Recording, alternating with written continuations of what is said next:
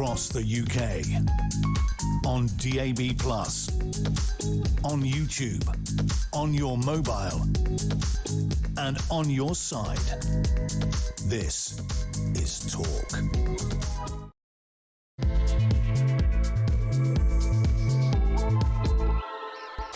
There you are. Good afternoon and welcome to Drive Time right here on Talk. I'm Kevin O'Sullivan and I'll be your host for 3 stunning hours of news, views and topical debate all the way to 7 o'clock. Get on the show, get on the phone and call me on 0344 499 1000, or you can WhatsApp voice note me on the same number and I promise to play your message out. It is Thursday, August the 20th. Here's what's coming up. 6 years after the wonder of Megxit, the horror of Meg back. Yes, to the dismay of the royal family and millions of Brits, Meghan Markle and her hopeless husband Harry are returning to live in the United Kingdom. Why? Because everything they touched stateside turned to mud. The gruesome twosome's American dream swiftly became a nightmare of total failure. Now, cash-strapped after Spotify and Netflix cancelled their lucrative contracts, and Harry's expensive legal catastrophe losing millions on his dud evidence-free case against the Daily Mail, the less-than dynamic duo are set to try their luck in the UK. Their real aim?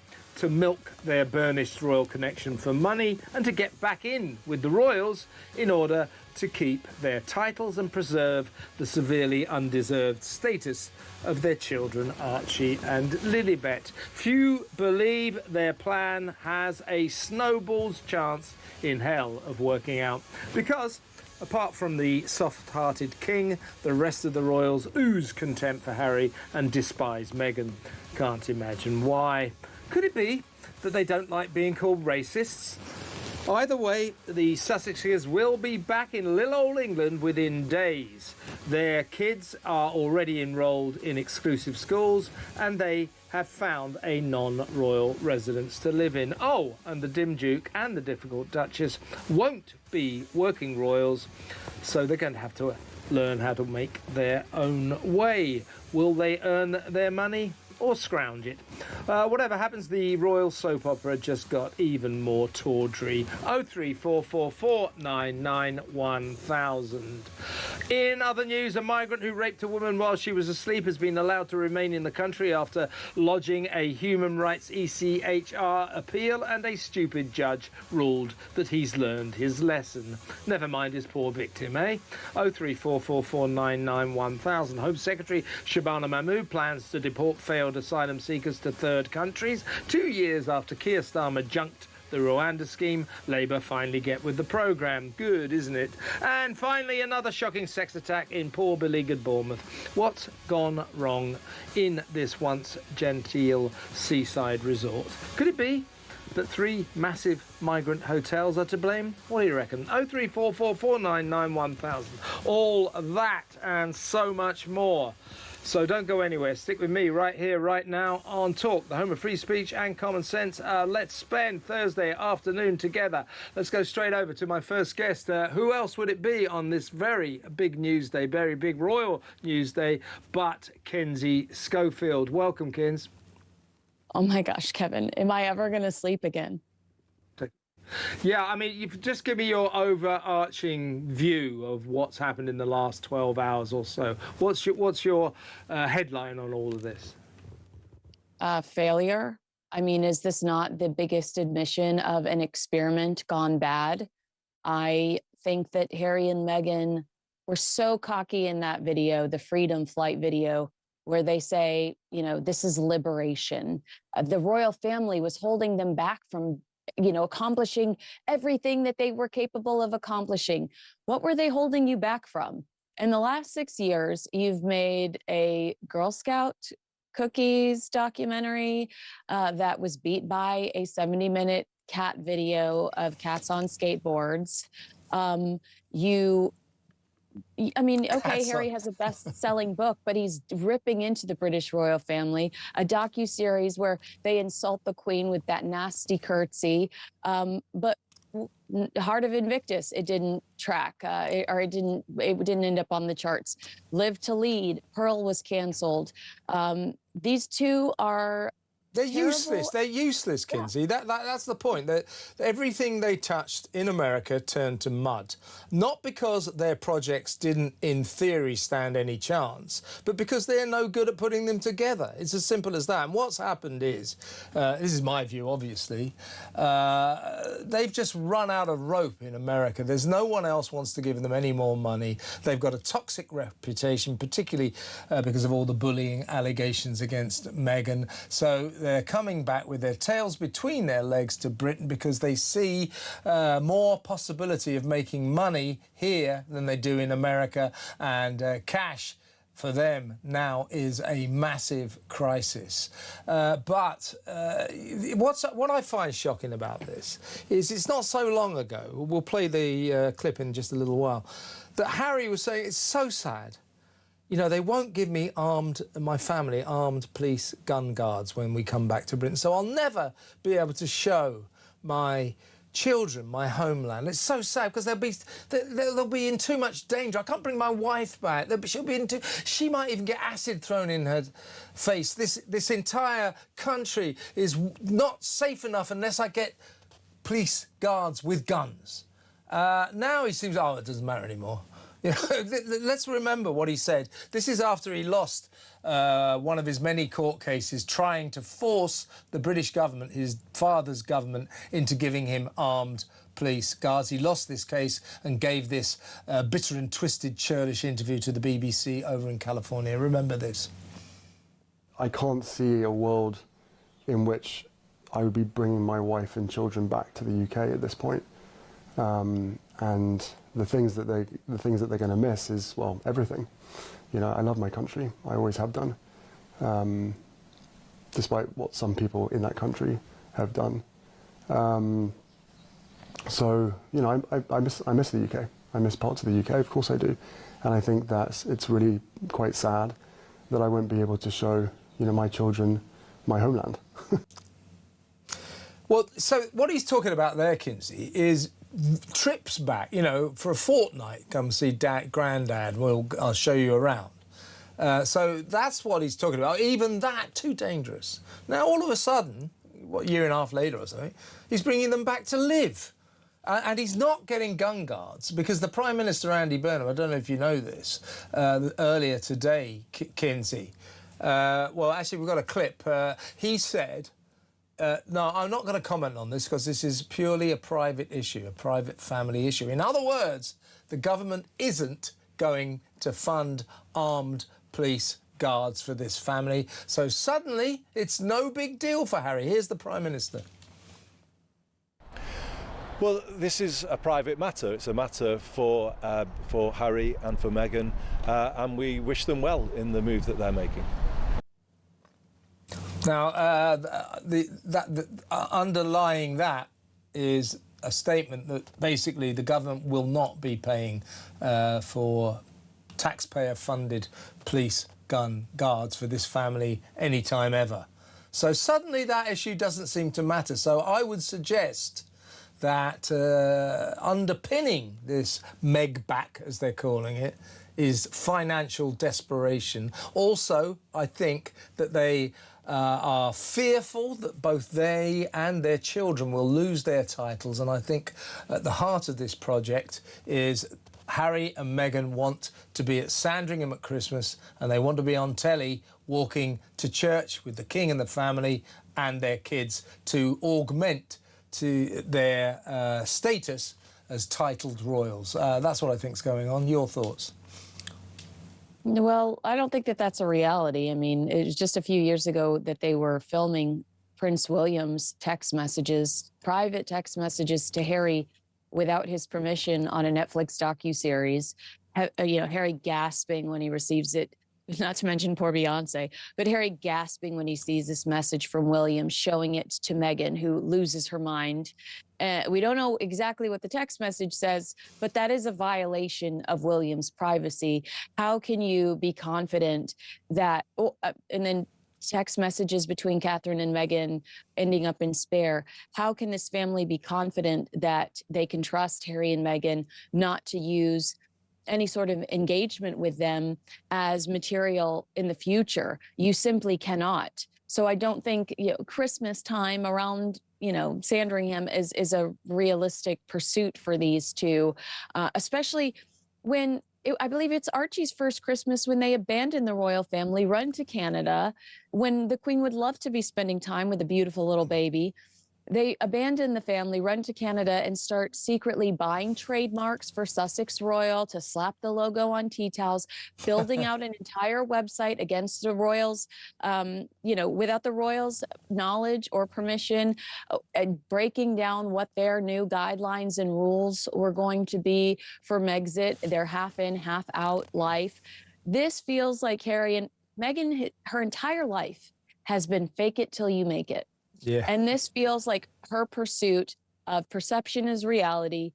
Now you might really buy some authenticity from Meghan Markle if she's trying to shill her tea and loose fruit spread to put over your scones from the United Kingdom, because I told you, cultural appropriation. She's been pretending to be a British royal for a long time now, stealing your culture to try to sell this brand.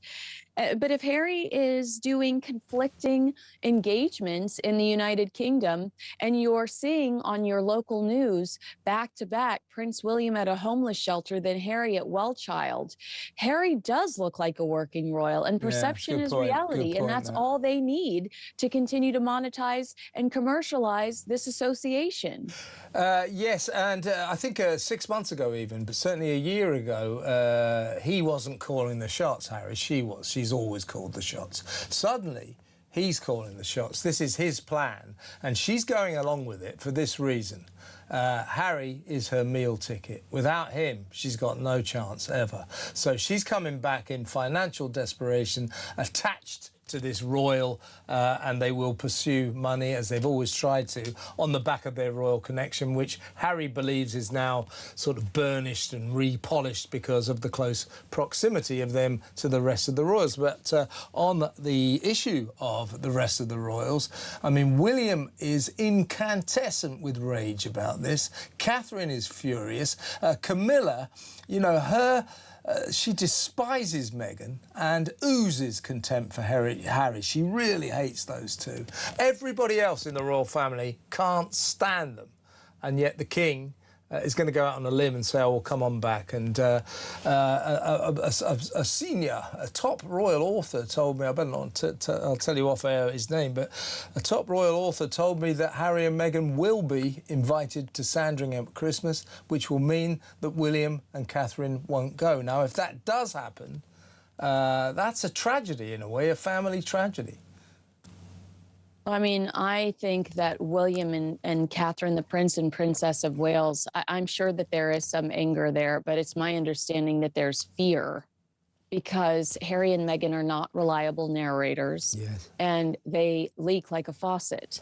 And their fear is that they will stir up the same kind of hate that the Prince and Princess of Wales received after the Oprah Winfrey interview. I've talked to multiple people that work within RAVIC and work within the security system that say the threats towards the Prince and Princess of Wales after the Oprah Winfrey interview, the legitimate threats increased. The online harassment increased, and then it bled into the "Where's Kate" chaos during Catherine's cancer. And the harassment that Catherine received while she was trying to process this cancer diagnosis online, the nasty rumors and lies that spread online. Are we going to pretend the origin of that hatred towards the Princess of Wales was not Harry and Meghan naming an anonymous person within the royal family, but not Queen Elizabeth and Prince Philip, a royal racist, and Omid Scobie weeks before Catherine weeks before Catherine was admitted to the hospital for lower abdominal surgery, Omid Scobie claiming that the king and Catherine were the royal racist in the Dutch version of Endgame. I believe that the Prince and Princess of Wales are fearful of the Sussexes and what they're capable of. They are untrustworthy, they are unpredictable, and they are so vengeful, and we've seen that on full display from the Sussexes. Yeah. Well, and what Harry and Meghan are trying to do is to curry favour with the king in order to blot out the opposition of William. But, you know, the king is going to have to make choices here, because William will not accept these two, and Catherine won't either. They have very good reason to despise Harry and Meghan. You know, poor Catherine, Meghan and Harry, you know, they said that she was a racist, and they said that the king was a racist. You know, so Harry's contention that somehow he can solve or heal the rift, he doesn't seem to have any comprehension of how damaging, how hurtful the things that him and Meghan have been saying since they went over to America, you know, calling them racists, calling them, you know, privileged people, and, you know, just calling them names, and the people of this country names. So not only the royal family don't want them back here, the people of Britain don't want them back here. This is going to be quite a soap opera in the weeks and months to come. Kinsey, you're going to stay with us over the break, so we'll be back in a minute. But before we do go to the messages, here's breaking news. Hekmat Omar Ali Hakim, 49, has been charged in connection with a terrorist attack at Heaton Park Hebrew Congregation Synagogue in October last year, which killed worshippers Melvin Kravitz and Adrian Dolby. Counter-terrorism policing Northwest have revealed this. So Hekmat Omar Ali Hakim, 49, has been charged in connection with a terrorist attack at Heaton Park Hebrew Congregation Synagogue. That's when 2 people were killed, if you remember, in Manchester last October. Let's go to break. Kinsey Schofield will still be with us when we come back. Stay where you are.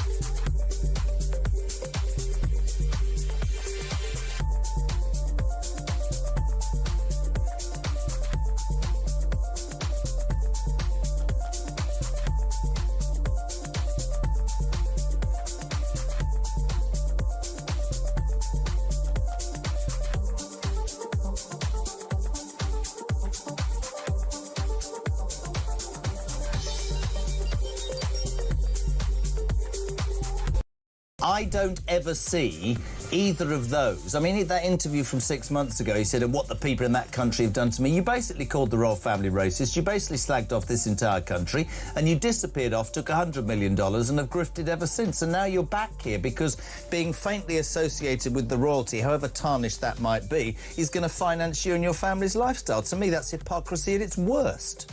Yeah, absolutely, but that's never really worried them in the past. I mean, this is just another business opportunity. Things haven't worked out in the States.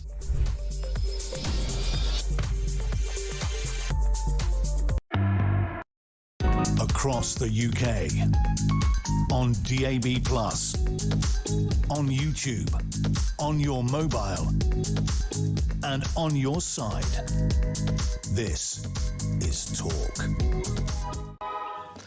Welcome back. I'm still with our royal guru. She's over there on the west coast of America, where she will no longer have to endure the company or the near proximity of the gruesome twosome. They're our problem now. I bet you're celebrating, aren't you? Listen, Kinsey, one of our reporters, Freddie Needham, intrepid ace reporter, took to the streets of London to find out what the public think of Harry and Meghan's return. Meg back, as they're calling it. This is what the people had to say. Personally, I don't really have much of an opinion. He's burnt his bridges so many times with the royal family. You know, he needs to live his own life how he wants to live it. And I think unfortunately, it takes up too much press time. It takes up too much security. So yeah, he's not doing himself any favours. In the nicest, kindest possible way, I just don't care. I think that it would be good if they resolve things with their families, and I think that's the most important thing, really. Personally, I couldn't care less. I think like the royal family doesn't like them because like Meghan is black, and so that's maybe like the whole point of all of this, and she was an actress and they didn't like this. But yeah, I think that's a good thing that they return here because like they always belong here. So yeah, I think that's great. And would you have a message for the both of them? I wouldn't have a message for them. Good luck. I mean, family's really important. So, you know, if you can do anything to resolve things with your family, we should all look to do that. Just like, yeah, keep going. That's great. Continue to live your life. And yes, enjoy. And if you had one message for them, what would you say? I hope it works out, and I hope that the public are kind to you. Good luck. Welcome home. Nice people in London there, Kinsey. How do you think that they will? I mean, this is all about money. They're desperate for money. All of their projects have failed. As ever, her ridiculous online business is clearly on the brink of implosion. It's not making any money. So they can't make any money in America. So that's why they're coming back. How do you think they plan to make money here in Britain? My gosh, I have no clue. I mean, what happens to Better Up? That's one of Harry's only resources, as far as we know, for a regular paycheck. What happens to his relationship with Better Up? I mean, I do think that they're just going to try to look like part-time royals so that they can attract more opportunities like the Netflix and Spotify opportunities, because we will assume that they have new material. But because their only commercial success has been related to their relationship with the British royal family, but they've really proven that they have no influence. I mean, we did hear from Harry over the week that he wanted to go back to Ukraine, but who's paying him? Is Ukraine paying Harry to come to the Ukraine to challenge Putin and Trump? Who wants that, and how does it benefit him professionally to do that? And how much longer can you get away with that and try to get away with being a thought leader when there are montages being developed every few minutes now of your contradictions? The UK's racist. We're coming home. Meghan Markle, you know, the UK tabloids were horrible to me, but guess what? I'm going to be their neighbor again. You know, I think that they have proven that their truth is not necessarily the truth. Yes. And I think that jeopardizes potential new opportunities for them. Indeed. Now, Charlie Althorpe, Diana's brother, is writing this book. It's coming out next month, September the 22nd. I'm trying to remember what it's called. It's called Swan Song. Swan Song, Diana, My Sister, isn't it? Something like that. Well, it's going to be a blockbuster book. It's going to be a massive bestseller. That is going to cause a lot of ructions in the royal family. So what I'm saying is that ahead, in the months ahead, there's going to be so much turbulence in the royal family because Althorpe will go for them big time. He will devote much of this book to how cruelly Diana was treated by the royal family, how cruelly Charles treated her. So they're in for a turbulent time. Do you think, I mean, Harry and Meghan seem to have formed quite a close relationship with Althorpe. If they continue this relationship, then Harry's plans to get back in with the royals will be, the chances of that succeeding will be even slimmer because the royals can't stand Charlie Althorpe. Again, I can't stress enough how sympathetic I am towards Prince William. Yeah, not me only too, is he having to deal, Kinsey, yeah, me too. Yeah, not only is he having to deal with this tornado, this hurricane known as the Sussexes, but is this Charles Spencer's story to tell? We know that in the last few months of her life, Diana wasn't on speaking terms with her brother. It's my understanding they got into a fight because she could not have the venue she wanted on the Althorpe estate. That's and right, yeah. basically, it rushes her into the arms of the Al-Fayeds. And ultimately, we know how that nightmare ends.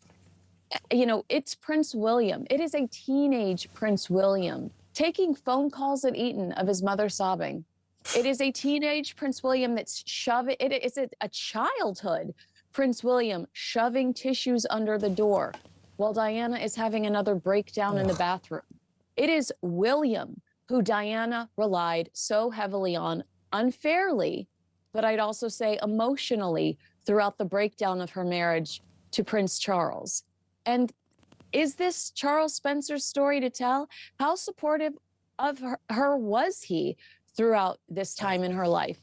It's my understanding that it's the astrologers, her personal trainers, and unfortunately, a juvenile Prince William that was having to help Diana and talk her off the ledge. It's her sisters that said, "Your face is on the tea towels, Dutch. You know, you're kind of screwed. You got to go through with it." Her family, in my understanding, was not as sympathetic as she'd hoped they'd be, and her poor child had to take on the majority of that grief and emotional distress, which was so unfair to him. What wounds will this reopen for him? And ultimately, he's the only source that I trust when it comes to that storyline. I feel very sorry for William and Catherine, both of whom have serious cause to be very upset about the return of the gruesome twosome, the Sussexes. As for Charlie Althorpe, I don't think he cares whether or not it's his story to tell, but he certainly feels it's his story to sell, because next year, 2027, that'll be the 30th anniversary of that terrible tragedy in the Paris tunnel where poor Princess Diana died, and there'll be an avalanche of books and TV shows and articles celebrating that or marking that anniversary. And I think that Charlie Althorpe wanted to get in first. He doesn't want other people to make money. He wants to make the money. So it's not his story to tell, but it is his story to sell. That's what's going on there. Money, money, money is the root of all evil, Kinsey. It's true, and Harry and Meghan need some. They do. Now, I know you've got to go, but it's great to have you on the show on this extraordinary day. Have a wonderful weekend. I'm sure you're going to be very busy, and I hope we'll talk again on Monday. It's always great to have you on the show. Thank you, Kinsey. Great stuff. The brilliant Kinsey Schofield there, host of Kinsey Schofield Unfiltered. Let me know what you feel about this.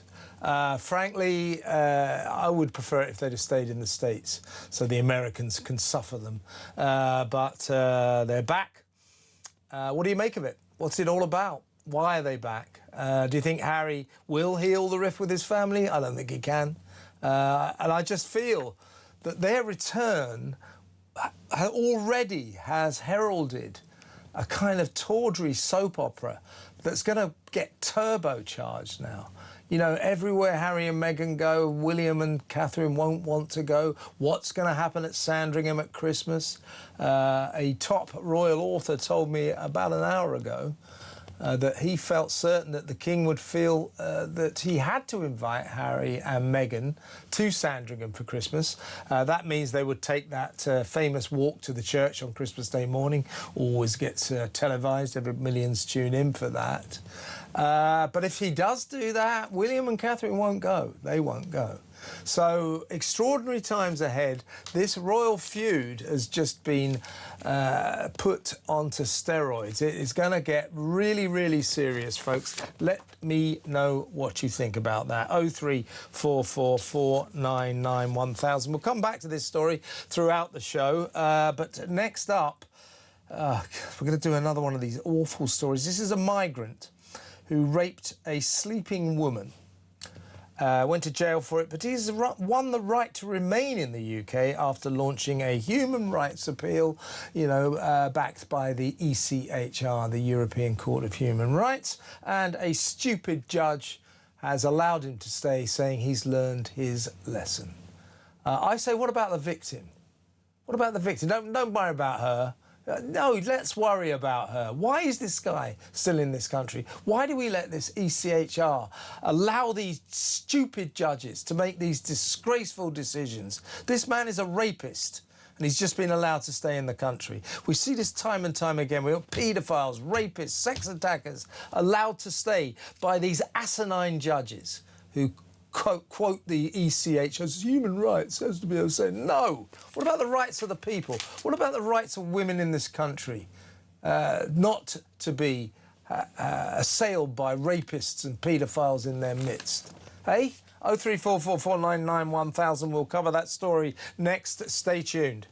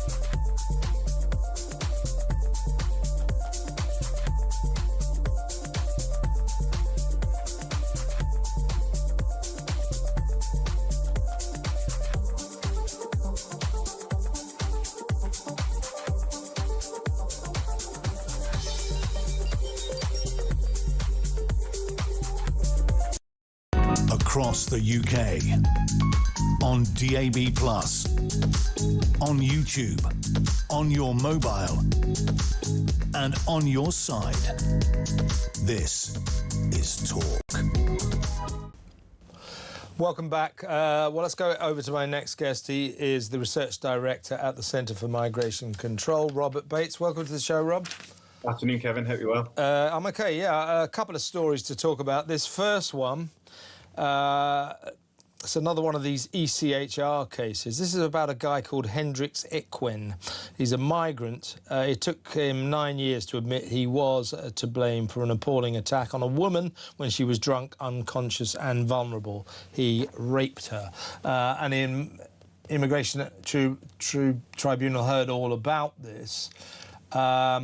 But a judge has now ruled that this guy can remain in the UK because of his human rights. It was an ECHR appeal. Because of his human rights, he can remain in the country because, according to the judge, he has learned his lesson. Now, I just think this is kind of at the heart of our migrant crisis. Or shall we say, it's like the backside end of it, isn't it? These migrants get allowed into the country. Too many of them commit sexual offences, often because they come from cultures with a very different attitude to women.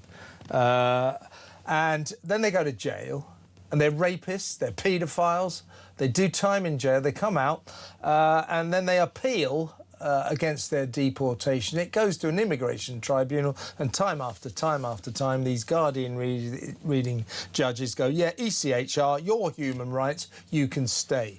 What about our rights not to have a rapist in our midst? What about the women of Britain's rights not to have a rapist in their midst? This is a disgrace, isn't it? Well, I think you're asking far too much to suggest that actually the Brits are a consideration in this process. How dare actually the British interests and the safety of the British public be given a hearing? I think the tribunal system really is a fundamentally flawed one, because basically to qualify to be on there, you have to demonstrate that you are a bleeding heart, open borders fanatic. That is basically the only prerequisite, and maybe sort of a 3-year degree in law where you've mucked around and done a load of campaigning. But actually, really, we're asking those that are wedded to the open border project to try and maintain some order in our borders. It's a completely perverse situation. I also think with this individual's case, there is a bigger problem here with the EU settlement scheme, which was, of course, conjured up during the withdrawal agreement negotiations in Brexit, which allowed those European nationals in Britain to stay and have settled status. I can't understand for the life of me why this individual was not flagged up as someone that was probably not entitled to that status. Of course, we don't know for definite that this case was already on his doorstep or if it had been flagged, but we definitely know that he did already have a track record of domestic abuse incidences and drug possession as well. So I think it's astonishing that he was allowed to stay in the country in the first place. But sadly, now we see so many of these cases with immigration tribunal judges. It's almost just sort of baked in as part of the system now. It's one of the biggest dysfunctional elements of it, but it seems to be just part and parcel of how we manage our borders. Yeah, I remember covering a story a couple of years ago. This was a prolific paedophile who happened to have a couple of kids of his own. I think he was Syrian. He did 6 years in jail, probably did about, he got a 6-year sentence, did about 4 years. He came out, immediate deportation, against which, of course, he appealed. ECHR, human rights, right to a family life. He stays in Britain. A prolific paedophile. That's just flat out wrong, isn't it?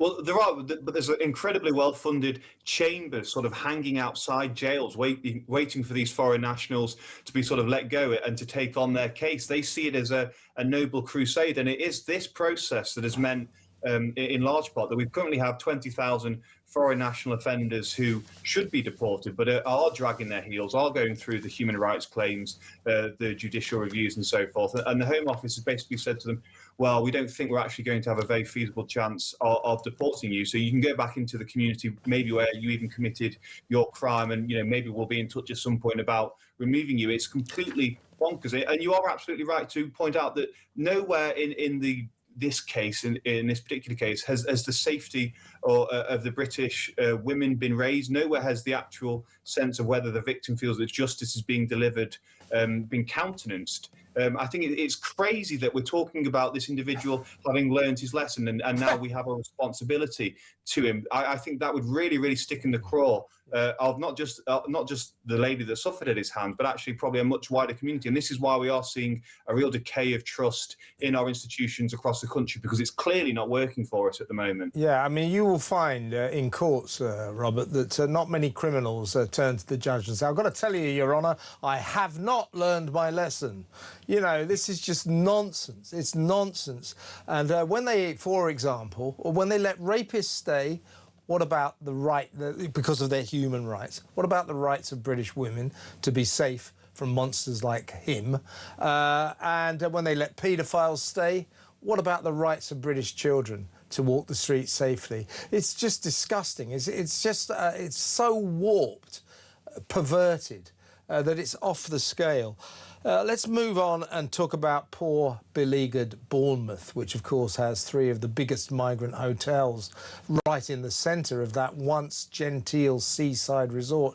Used to be a byword for sort of upper-middle-class, posh seaside holidays in Britain. Very,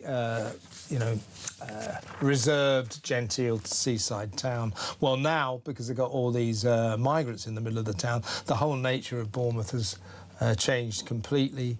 We've had way too many sex attacks, way too many rapes, and last night it emerged there's been another serious sex attack on a woman in an area called Woodland Walk. This is a parkland where several of these sex attacks have happened.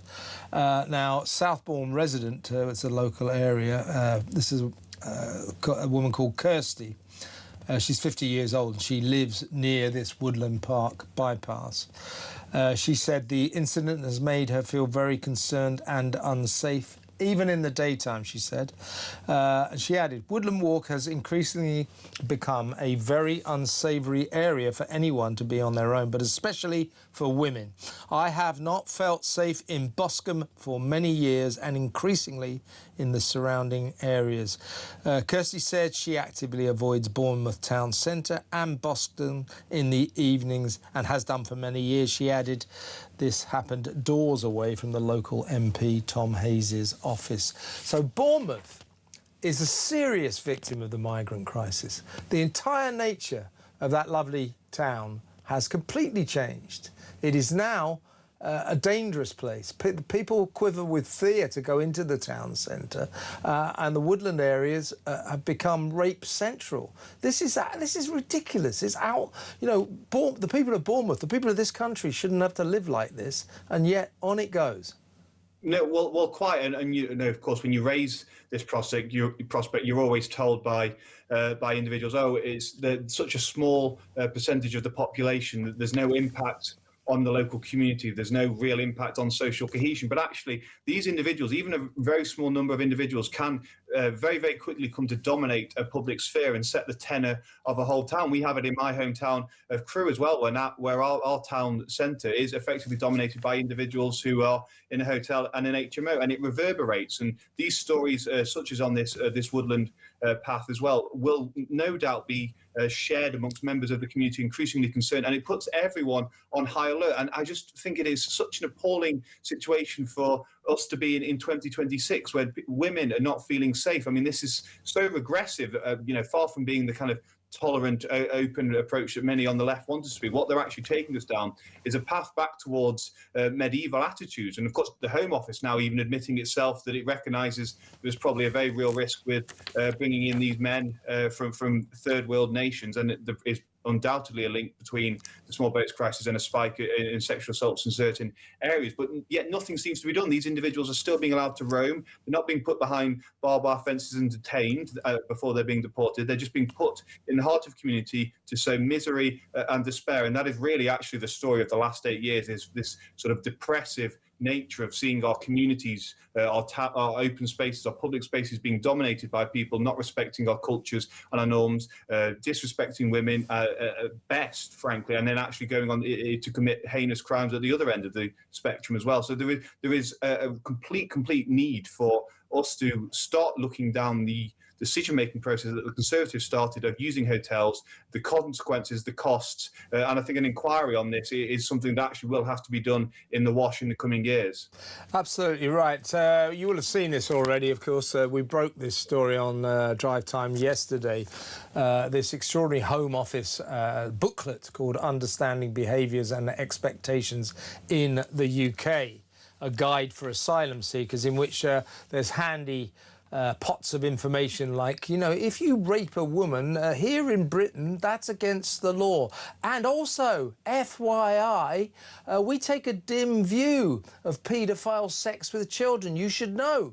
That's against the law as well. And by the way, on the off chance you're one of those very rare migrants that bring your wife with you, your partner with you, you ought to also take on board that here in Britain, you're not allowed to beat your wife up. You can't hit your wife. That's against the law. So we have to tell these people what should be very, very basic. The reason we have to tell them this is because they come from primitive cultures that are not as sophisticated as ours. Their cultures are inferior to ours because we respect women. We respect children. We don't beat women up. We don't rape them. And if we do, we get very, very serious sentences. The fact that we're letting in thousands and thousands of men who have to be given this pamphlet to explain that rape and paedophilia is illegal means they shouldn't be let in the first place, obviously.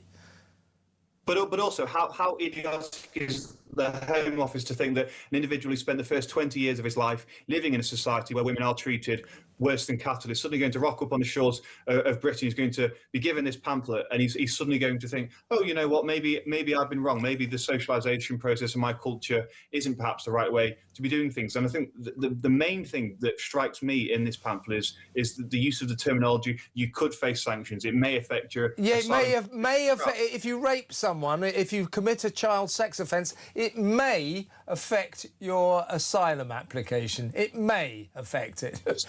It's so offensive, and of course we found out thanks to the Daily Express that there are 1,500 foreign national offenders. So those that have the small minority of those that have actually been convicted of a crime. We all know sort of about the catcalling and that kind of stuff that doesn't really get prosecuted. But actually, those that have been convicted, 1,500 of them are living in asylum accommodation still at the taxpayers' expense. I think the Home Office here, it has really shone a light onto, and it's gone very, very international. Actually, this story has, because we've got the Home Office, a government department, the department responsible for keeping us safe, admitting that the men coming across that channel pose a risk. I mean, they've already been told by their head migration advisor that asylum claiming nationalities disproportionately commit sex crime, and they finally cottoned on and thought, oh well, what can we do about this? Nothing about deportations, nothing about building detention facilities. Let's print a nine-page nicely designed pamphlet that we probably won't read anyway. So far, apparently, it hasn't been translated into any different languages, so it's only in English. So, considering that nearly all of these migrants turn up barely able to say hello, it's not going to be particularly effective. But I'll tell you what depresses me. This is kind of the last question, Robert. It's all of this. Oh, look, they're going to keep on coming, so we've got this pamphlet for them.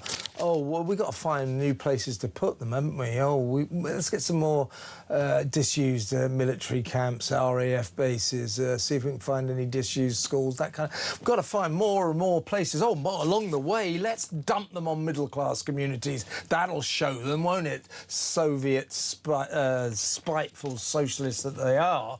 But it's the lack of ambition in all of that. They don't seem to think that don't seem to understand that what the public want is not new and fascinating ways to redistribute these people and to hand them these ridiculous, insulting pamphlets. We want a plan to stop the boats. Why don't they understand that?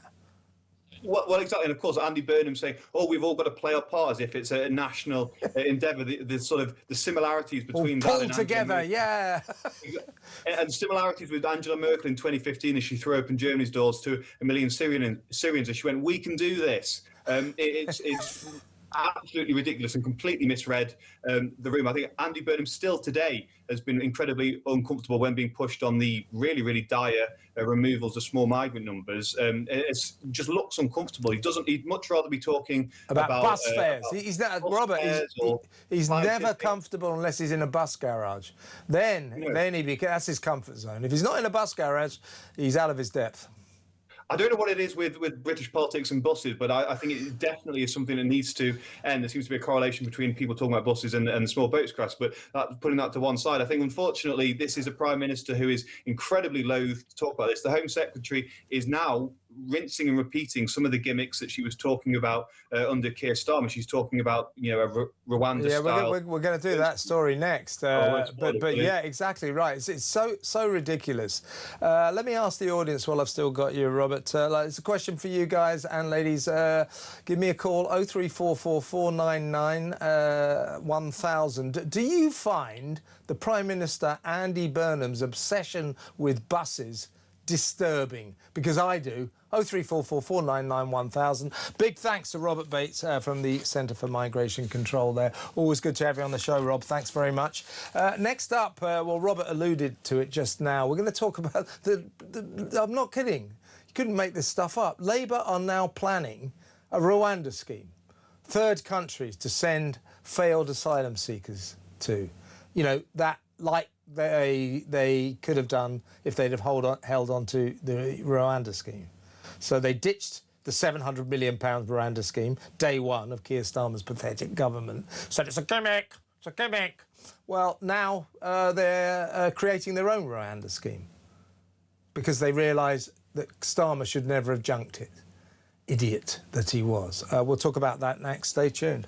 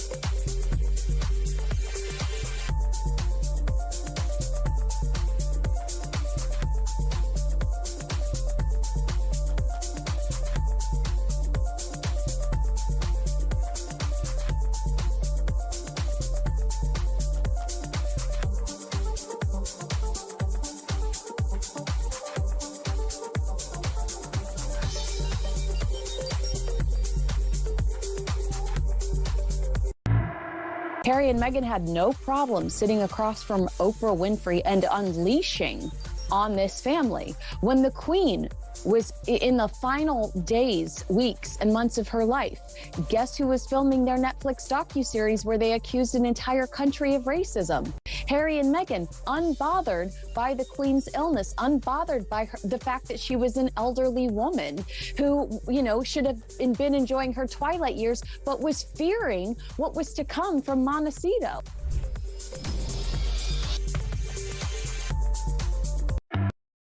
Across the UK, on DAB+, on YouTube, on your mobile, and on your side. This is Talk. Give me a call, let me know what you think about this pamphlet, Understanding Behaviours and Expectations in the UK, where we provide illegal migrants with handy pots of information, like it's against the law in Britain to rape women, it's against the law in Britain to rape children. I just say if you need to tell people this, then they shouldn't be allowed in the country. What is going on with this? This has cost you a lot of money. What's your thought on it? I'm trying to get it into shot there. What is your thought on this? I think disgraceful pamphlet. 03444991000. Now, another story that we should file under. You couldn't make this up. Labour, no word of a lie. Shabana Mahmood, the Home Secretary, is plotting a Rwanda scheme. She has conceded live conversations are underway over setting up return hubs across Europe and in other parts of the world as well. That's a quote. As ministers hunt for new ways to ramp up removal. So this is essentially Labour's Rwanda scheme. Begging the question, why did that moron Keir Starmer rip up the Rwanda scheme on day one of his disastrous government? You remember he got elected on July the 4th. He junked the £700 million Rwanda scheme. The next day he said, it's a gimmick. Well, now Labour seem to be rather keen on that gimmick. How ridiculous. Let's talk to former Conservative MP Henry Smith. Henry, yeah, as I say, you filed this one under You Couldn't Make It Up. All of a sudden, 2 years after Keir Starmer made a big song and dance, it's a gimmick, I'm throwing it down the drain, even though taxpayers had spent £700 million funding this scheme, Labour are now creating or working on their own Rwanda scheme. Deportation hubs for failed asylum seekers across Europe and in other parts of the world, maybe even Rwanda. This is just ridiculous, isn't it? Yes, it is ridiculous, and it's more than just 2 years ago that the Labour Party were talking about the nonsense of the Rwanda scheme. I think it was in 2022 that the then Conservative government under Boris Johnson introduced the idea of the Rwanda scheme. Yeah.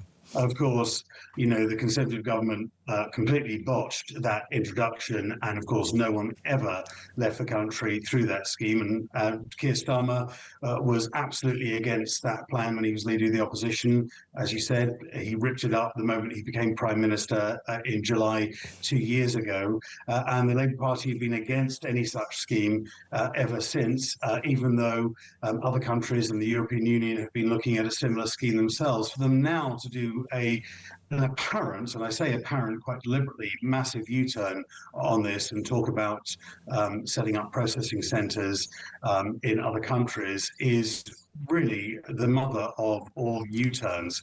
Ultimately, though, we need to, leaving the European Union on human rights, we need to be scrapping the 1951 Refugee Convention. All of these systems were put in place to deal with post-Second World War issues, the reconstruction of Europe, pushing back against the Soviet Union at the time. They're not fit for purpose now, so we need to leave those and deport those people who have arrived legally in this country over recent years. Do you know what really annoyed me, Henry, after Keir Starmer's theatrical junking of this scheme, which had cost British taxpayers £700 million? I think it was the height of fiscal irresponsibility, what he did. But to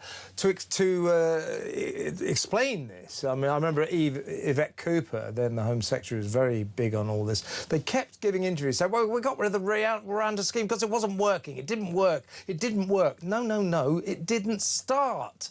They didn't even give it a go. So that is the disgrace. That was £700 million invested in a viable scheme. They didn't even give it a chance. And then they said, well, the reason we junked it was because it wasn't working. It didn't get a chance to work. It didn't start. Well, it is a disgrace. You're absolutely right in what you say. The trouble is that the Rwanda scheme under the last Tory government never deported a single individual because of the European Convention, the European Court of Human Rights. We had a part-time judge literally making what was called a pajama judgment in the middle of the night. It was a foreign judge. I believe from memory he was Romanian, I think. But anyway, that doesn't matter. It was a foreign judge who was trumping the sovereign decision of the British Parliament to be able to deport people to be processed in Rwanda. Until we leave the ECHR, until we leave these conventions like the Refugee Convention 1951, until we do that, these schemes won't work. And frankly, I don't trust Labour to be able to deliver a scheme that the Tories struggle to deliver themselves. So I am very sceptical. Yeah, but it is absurd that they are now, in effect, reviving the Rwanda scheme, which they were so dramatic about. This has been an absolute, gimmick. Just before you go, Henry, can I get your take on what I would describe as this socialist government using migrants as a weapon, a stick, to beat middle-class communities around the head with? Our Prime Minister, our Home Secretary, saying, well, it's time for the middle classes to play their part. This is a disgrace as well, isn't it? It's time for the British government to protect its sovereign borders. The first duty of any government, regardless of whatever political persuasion, is to keep the British people safe. And an invasion that's been going on under the last Conservative government, and it's ramped up even more under the current Labour government. And Andy Burnham only seems to be able to talk about buses and busing people into neighbourhoods to disperse migrants out of migrant hotels. How about stopping migrants illegally entering this country in the first place and deporting those who have illegally entered? That's exactly what people wanted to stop the boats. But you're making a mistake there, Henry. You called him the Prime Minister. Andy Burnham is not the Prime Minister. He is the Mayor of the United Kingdom, and he does everything very, very parochially, usually in bus garages. What is happening to this country? Henry, great to have you on the show. Thank you so much. Former Tory MP Henry Smith. Next up, we're going to talk to Harry Cole, Editor-at-Large for The Sun, so stick around.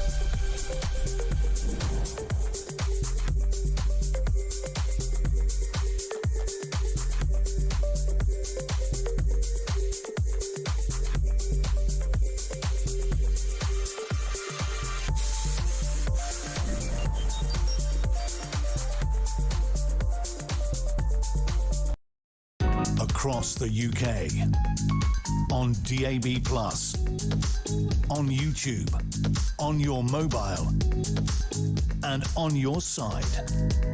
This is Talk.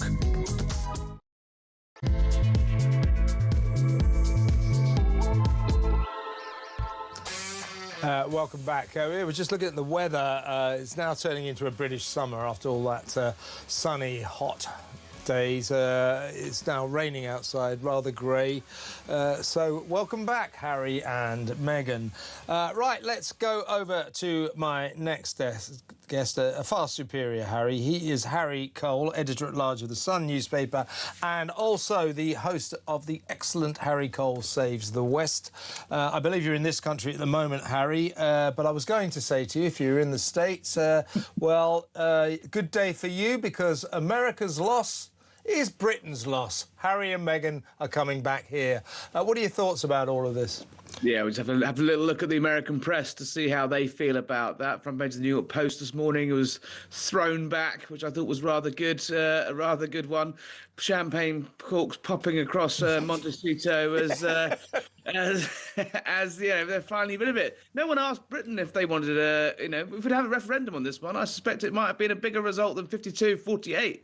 Kev, I think that it's a sort of crashing sense of inevitability about this all. Really is my sort of feeling of it. It's been going south, shall we say, for Harry and Meghan for a few years now.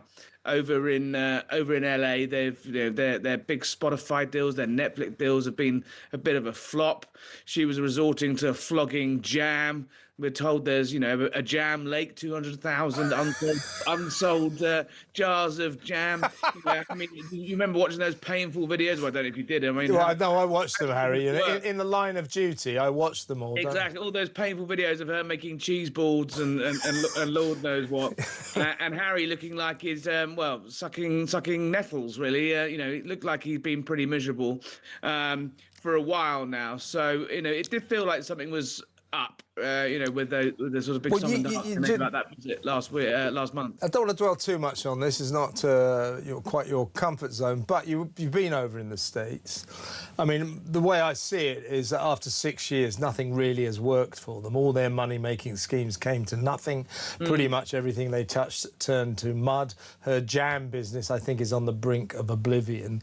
And you've been over in America. I think while attitudes to this couple in the States have changed. And I think Americans view the gruesome twosome Harry and Meghan in the same way as Brits do. We don't particularly like them, and I don't think Americans do anymore either. Well, the thing is, I mean, I think in this country, Harry's behaviour in the last years of the late Queen's life was fairly despicable. Overshadowing what should have been the sort of twilight of her reign, with rows and Megxits and deals and tantrums and bullying allegations and all that jazz. We don't need to rewrite.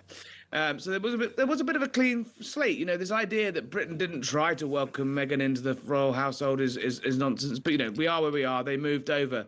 But the problem they found in the United States is that this exiles royal thing. Call me Meg, call me Harry, don't call me princess, don't call me duchess, la la la. Well, who are you then?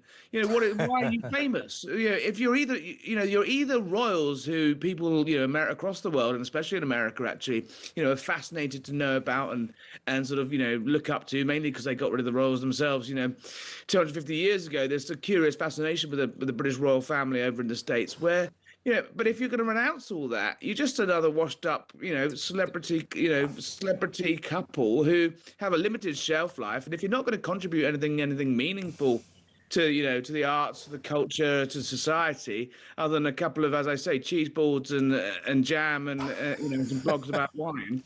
Well, why should these people be paying you all this money to turn up to events and come to premieres and be celebrities? No one cares. You're either there's something you've either got that royal mystique or you haven't. Yeah. And they try to have it both ways, and they've come back with their tail between their legs. Absolutely. I'll tell you what, your royal editor at The Sun, Matt Wilkinson, and all the other royal editors, they are in for some very busy times ahead, because the royal soap opera just got one hell of a lot more tawdry.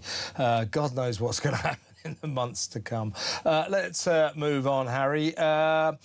What did you must have come across this now. This I want to get your take on this extraordinary pamphlet. We broke this yesterday on Drive Time. This is Understanding Behaviours and Expectations in the UK. Andy Burnham has defended this. This, of course, gives handy information to migrants that we allow to break into the country illegally. It tells them, for example, that should they rape a woman, they ought to know that's against the law in Britain. Ditto, should they rape a child, they should know that paedophilia is frowned upon. It's illegal in Britain. And by the way, on the off chance you're one of those very rare migrants that bring your partner, your wife, you're not allowed to beat them up here. You can't hit them. That's against the law as well. Andy Burnham has defended this, saying, it's important we tell them this, because if they do break these laws, they are automatically deported. Well, first of all, that is not true.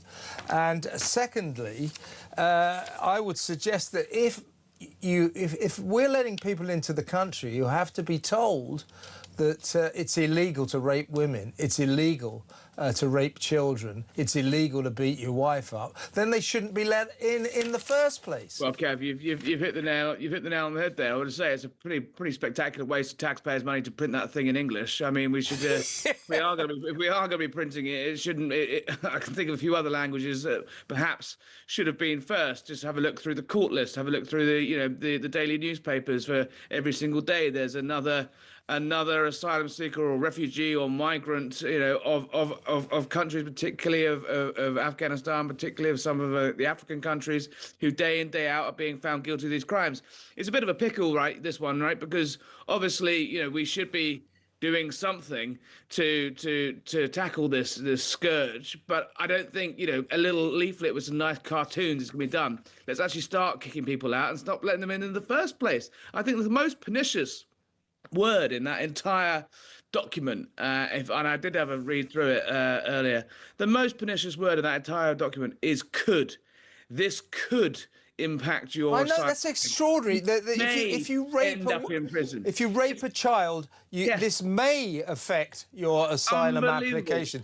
No, the fact is, they're admitting there that there's a bit of leeway on this. They should be out of the country before they can say Jack Robinson should never been in the country in the first place. But even in their little do-gooding documents, they're admitting, actually, you might get away with it.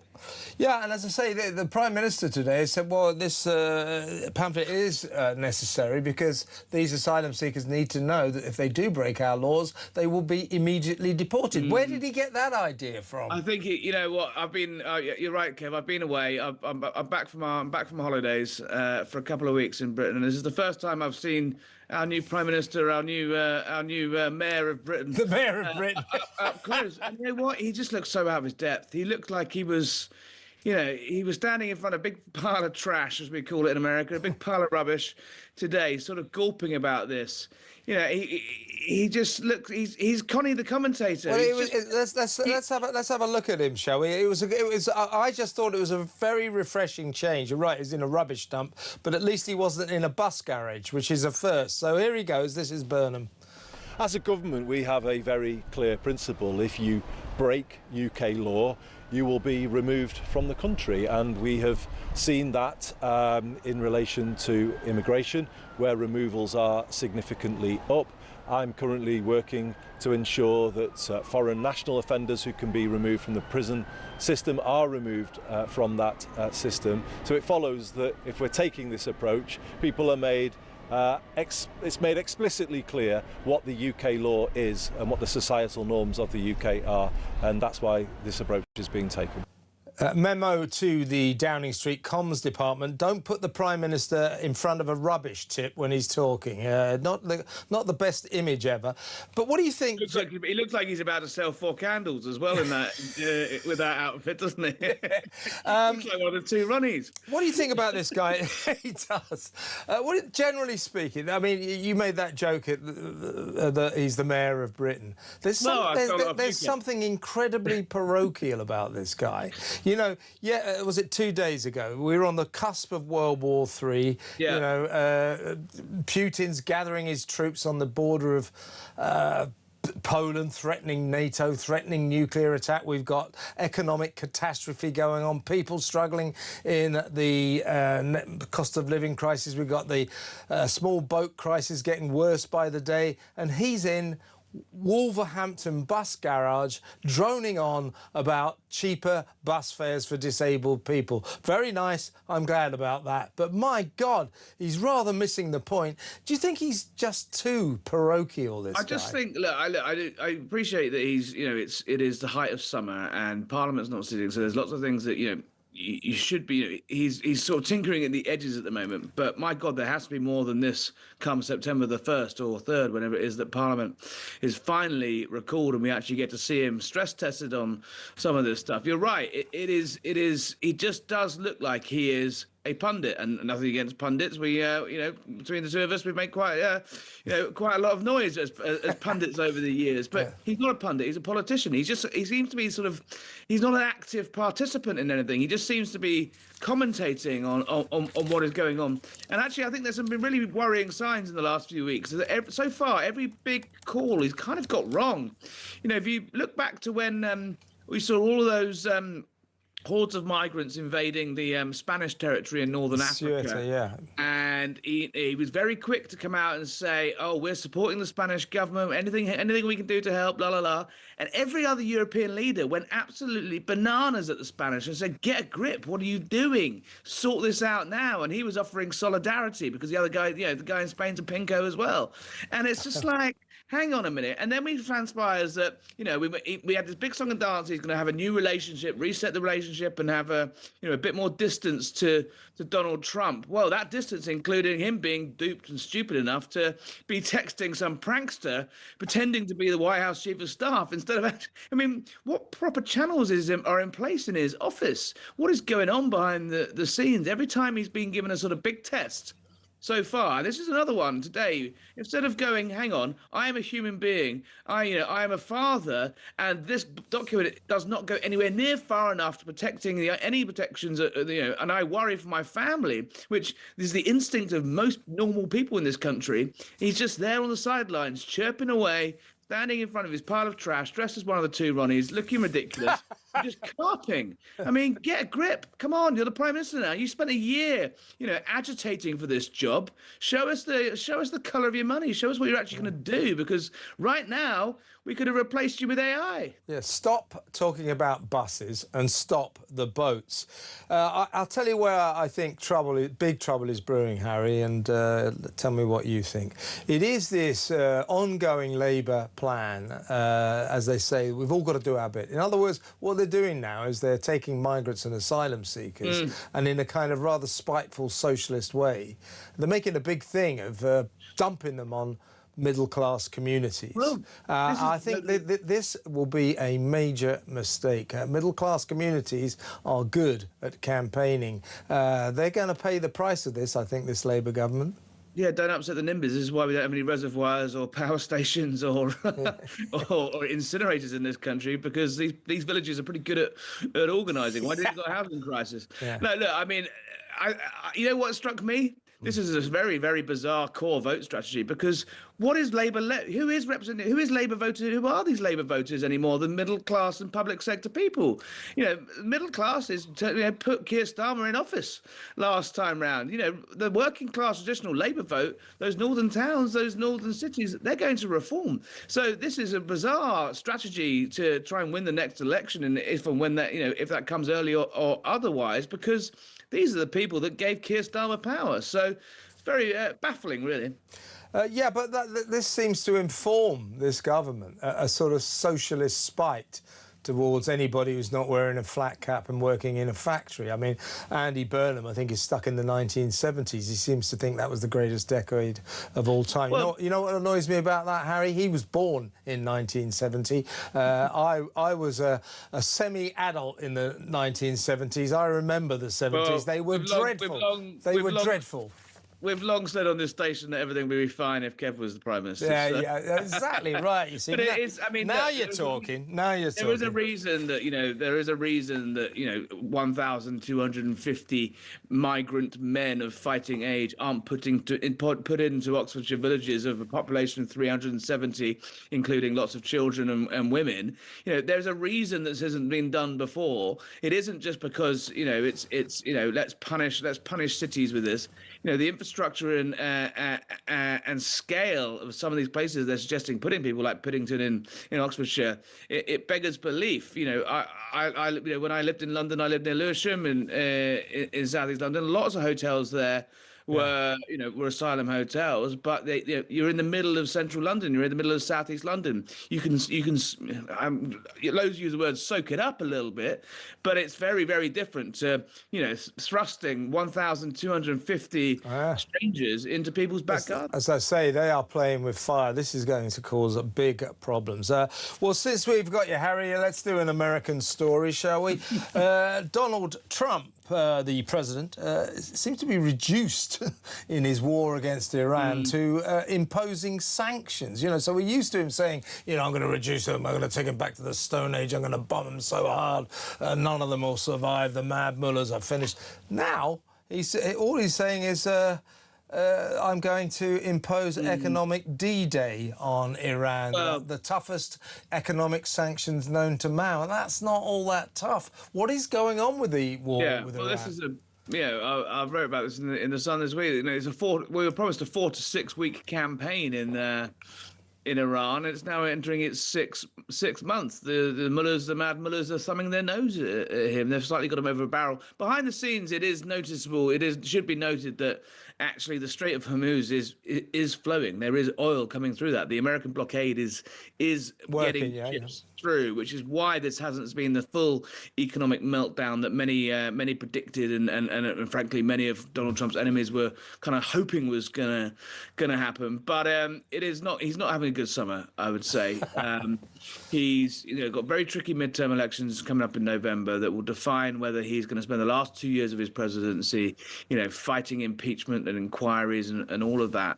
The left in the United States, to their credit, have managed, doing what the left often do, which is try to make it as hard for them to win as possible by selecting a whole range of crazy candidates with lots of baggage and lots of wacky ideas, and a sort of, almost like a Corbynista experiment for the Democrats is underplaying. What do you make of this John Ossoff? All is not lost for Trump, but he's certainly making it hard for himself. What do you make of this John Ossoff guy? He made quite a good speech this week. Is he a contender?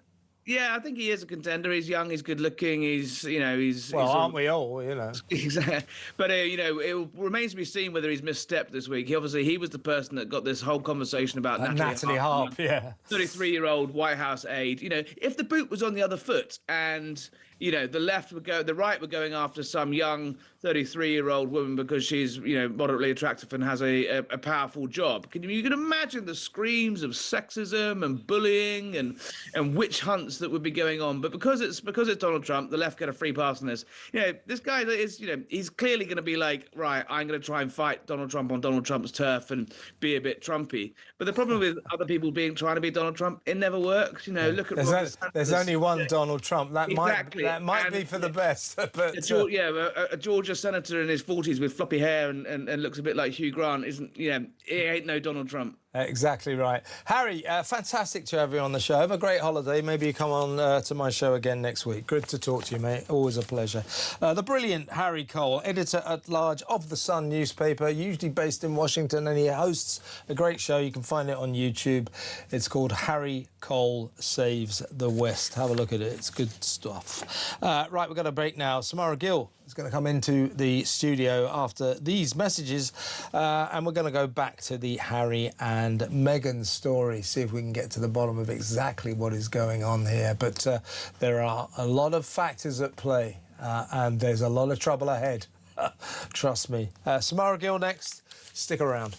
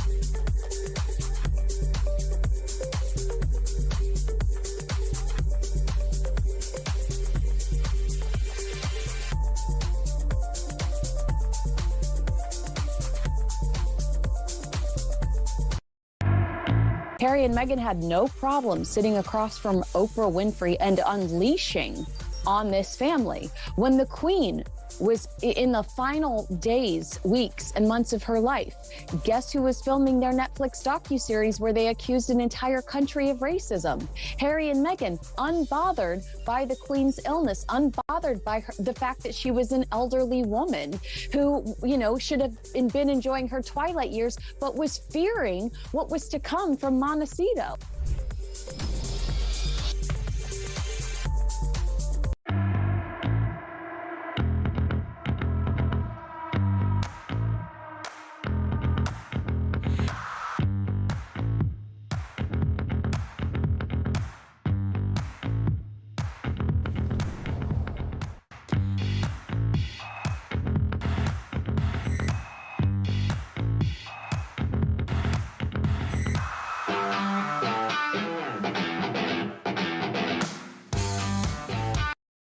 Across the UK, on DAB+, on YouTube, on your mobile, and on your side. This is Talk. Well, we're going to go back to the Harry and Meghan story. Meg back, as they're calling it, 6 years after Megxit, when the gruesome twosome ran away from their royal duties to pursue a life of fabulous fortune in Hollywood. 6 years later, they're coming back. So that was Megxit, now it's Meg back. Because they completely failed. Their American dream turned into a total nightmare of utter failure. Everything they did failed. That as ever business of hers, forget it, it's over, it's ridiculous. They have got no source of income at the moment. But Samara Gill's in the studio. I was going to ask you, how the hell are they going to make money? Because they're not going to be part-time working royals. They're not going to work. They've got to make their own way. And I was going to bamboozle you. How will they make money? Well, in the Daily Express right now, there is a brand expert. Listen to this. He says she's going to make millions. Yes. Who is this genius? Tell us about this story. Yeah, this chap who goes by the name of Nick Ed Nick Ed. is Nick Is that Ed. rhyming slang? Yeah, he said Meghan Markle tipped to earn millions from return to the UK. Huge opportunity. Now, look, there is some truth to this. Yeah. Meghan Markle only sees Britain for the pound signs and the dollar signs. She thinks she might. I don't think she will, but carry on. Well, let's think about it. Someone who said to Omid Scobie just merely a few years ago, I will never step foot back in that country. She's got a deep, deep hatred for Britain. You know, for Harry and and Meghan... feelings mutual, I'll tell you. People in this country do not like Meghan Markle. It cuts both ways completely. Yeah, but basically, she didn't just call the royal family racists.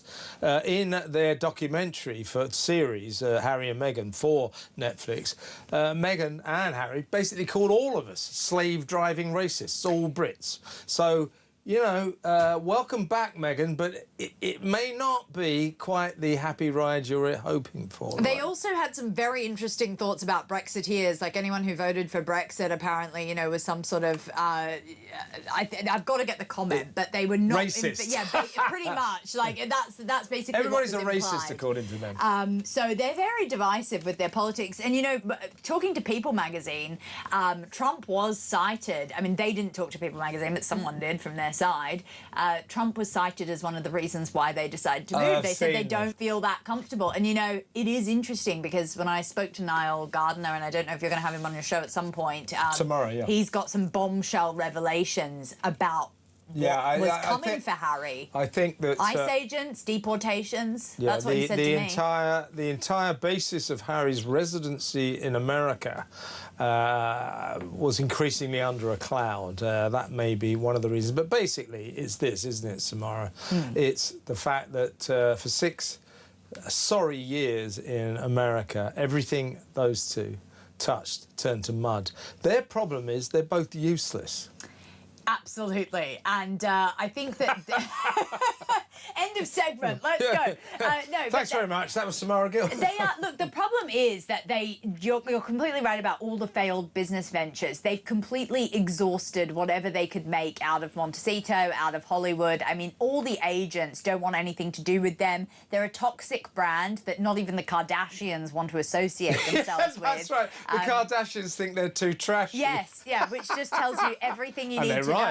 Well, totally. I think that Meghan moved over on that Tyler Perry Freedom Flight thinking that, you know, this was all going to be sunshine, rainbows and hundreds of millions of bucks. But from what I'm seeing, and I've heard sources who are even living in Montecito, they are absolutely ecstatic that Harry and Meghan are leaving because Harry and Meghan and Montecito are small fry. We forget that they are among multi-billionaires in that their community. next door neighbour's Oprah Winfrey. Precisely. You know, who could buy and sell them, obviously. Yeah, exactly, many times over. So when you think about Meghan viewing Britain as some sort of cash cow, it is true. What this brand expert does say is... Nick Ed, yes. Make of that what you will. As ever, has the potential... Poor guy. It's not his fault he's called Nick Ed, is Sorry. So what was Nick Ed saying? Park your mind, Kev.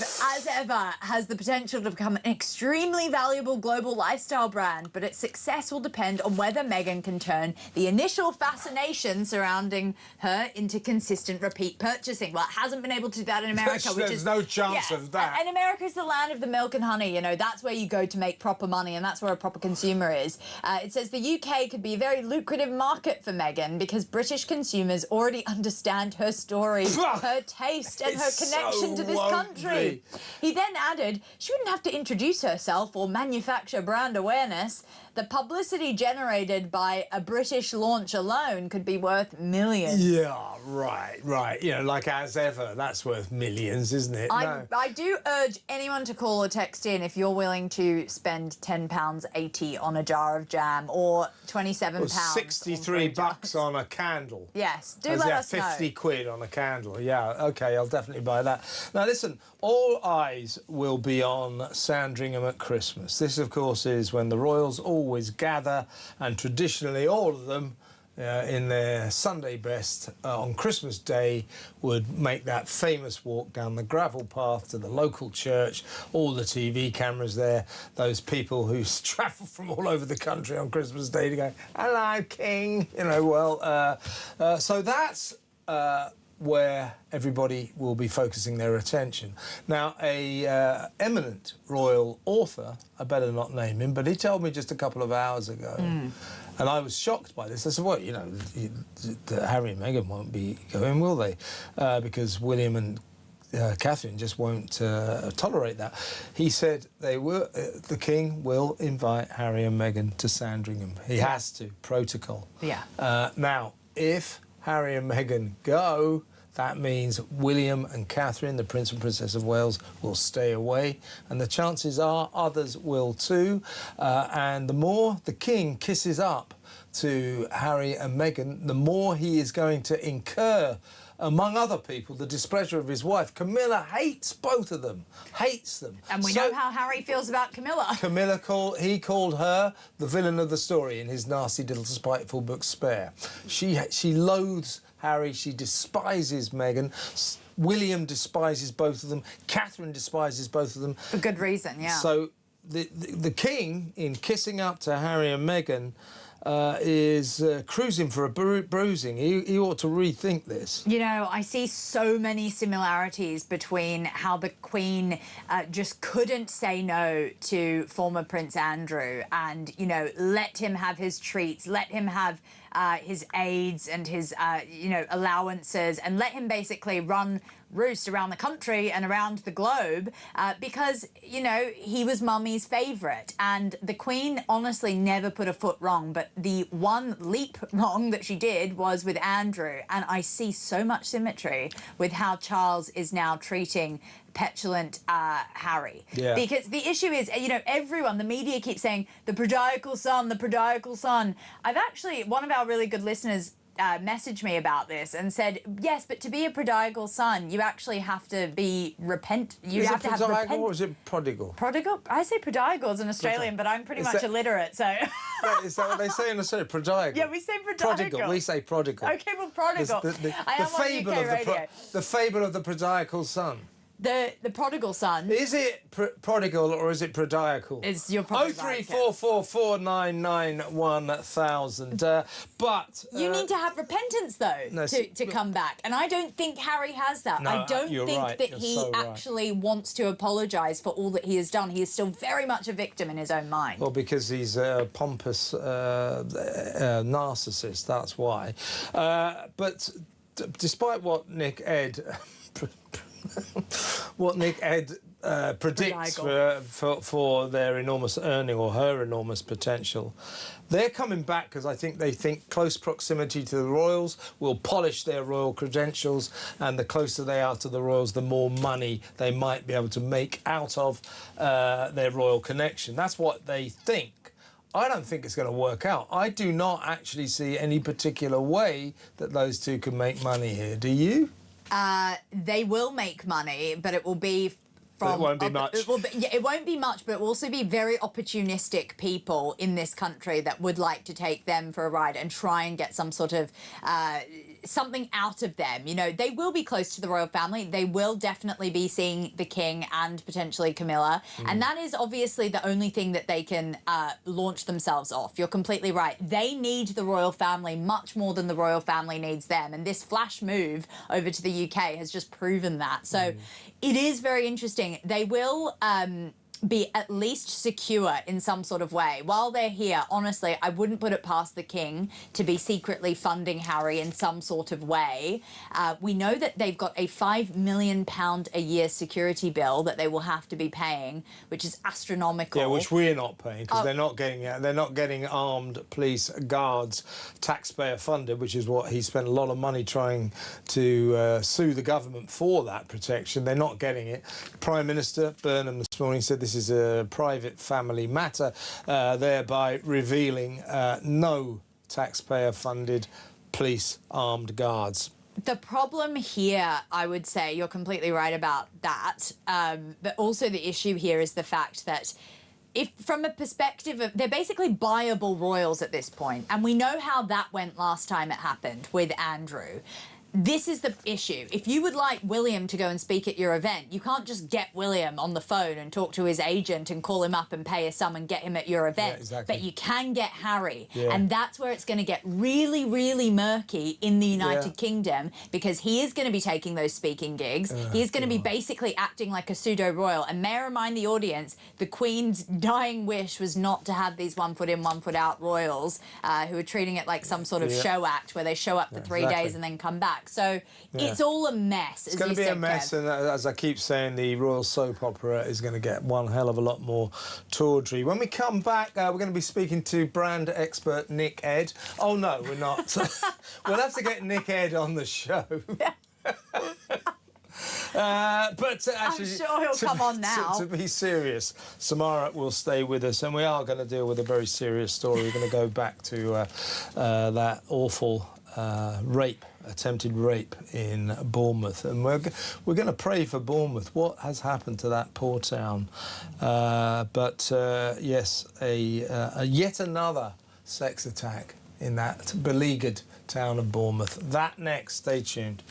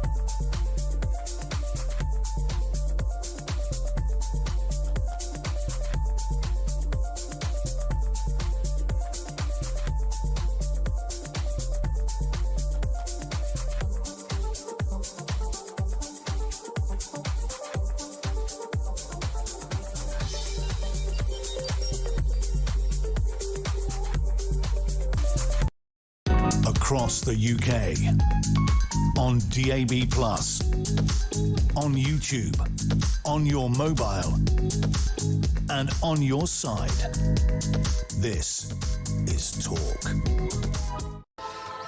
Yeah, we're going to go back to Bournemouth and talk about that poor, beleaguered, once genteel seaside town. It used to be the very epicentre of gentle, refined coastal resorts. It has now got 3 massive migrant hotels in the middle of it, and everybody there, everybody who visits that town, say the entire nature of the place has completely changed. There is danger in the air now. People don't go into the town centre. Boscombe nearby is for many a no-go zone, and there have been so many sex attacks. Now, you know, of course, we're not saying that this latest horror is a migrant. We don't know. We don't know. But this attack on a woman allegedly raped at a Clifftop Nature Reserve last night follows a lot, too many sex attacks and rapes by asylum seekers in the area. This is the heart of what's going wrong in this country. Bournemouth is like a microcosm for this entire country. Bournemouth has been changed beyond recognition. This incident happened at 9:15 p.m. last night in Woodland Walk. That's above Boscombe Beach in Bournemouth. And a cordon has been thrown around that beauty spot. But this latest incident is understood to have happened further along the coast, a more affluent part of the resort near a private school.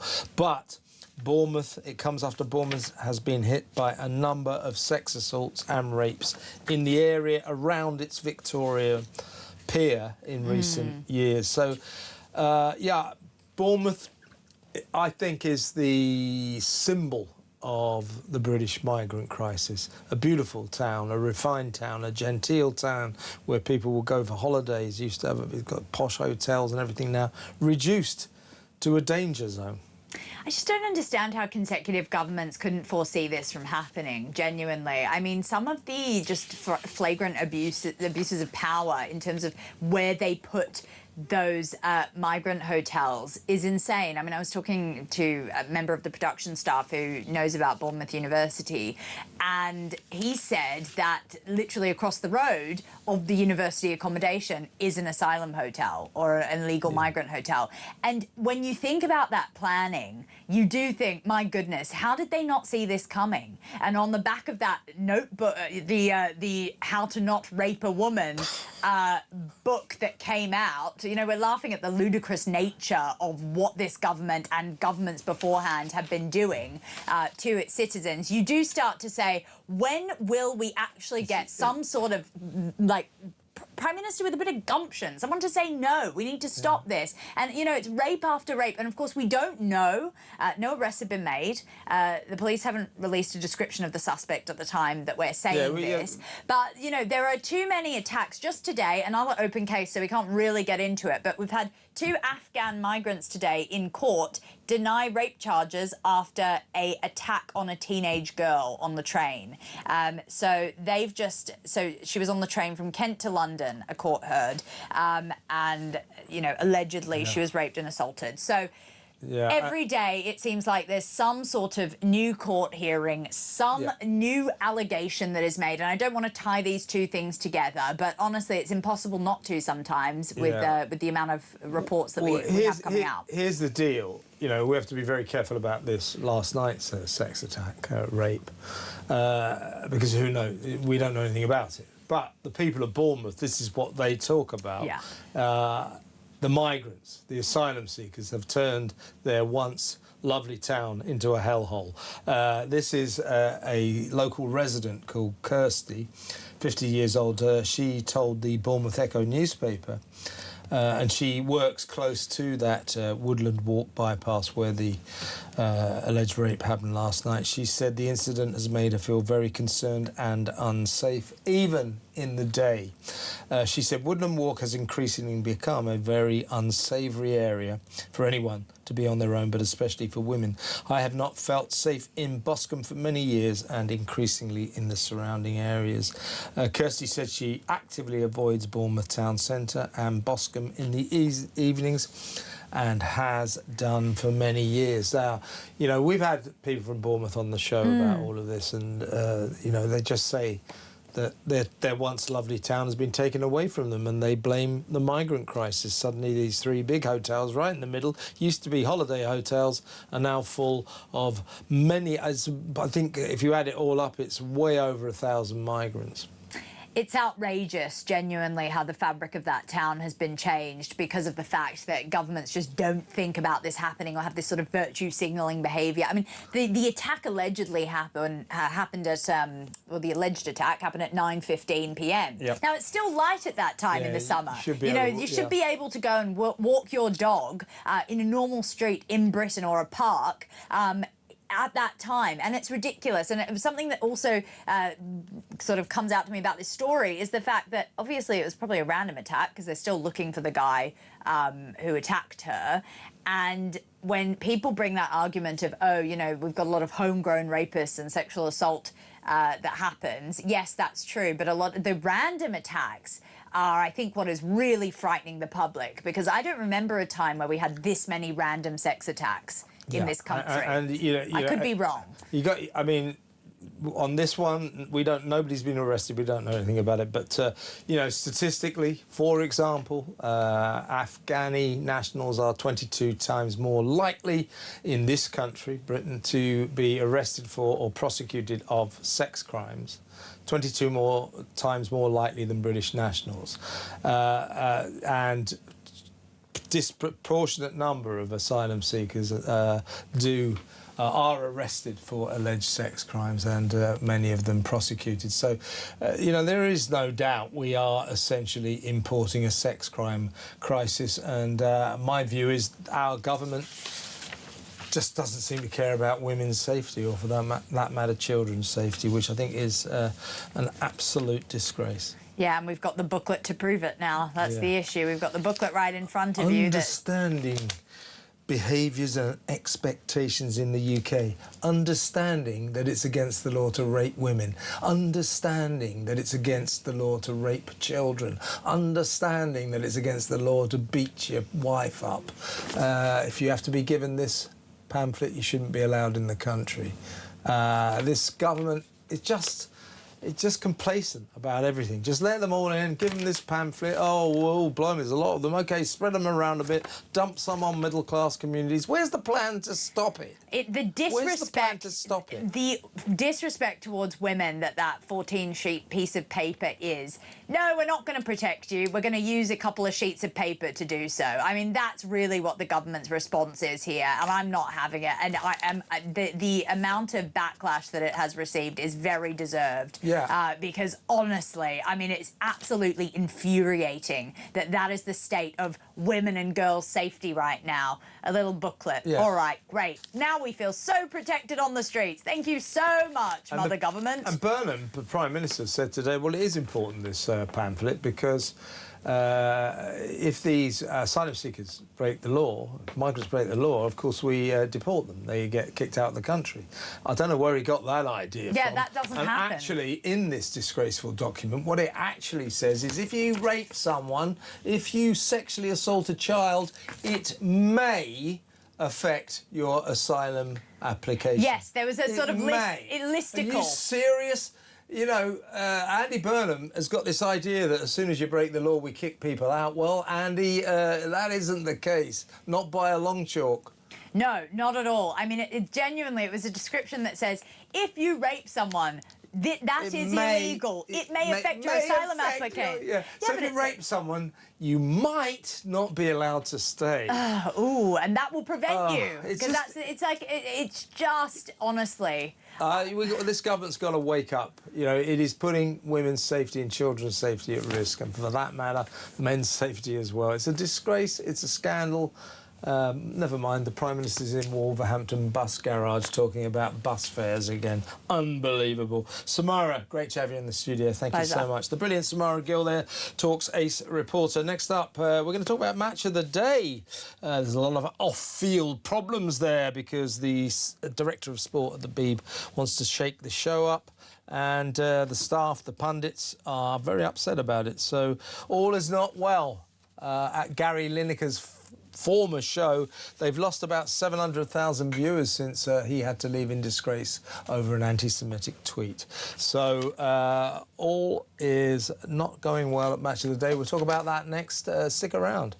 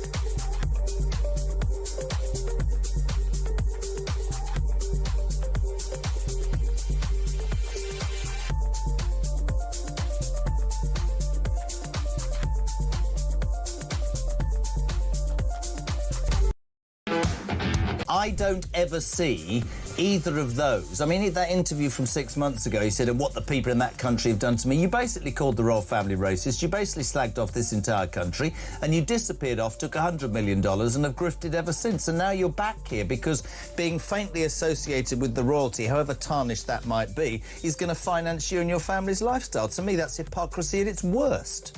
Yeah, absolutely, but that's never really worried them in the past. I mean, this is just another business opportunity. Things haven't worked out in the States.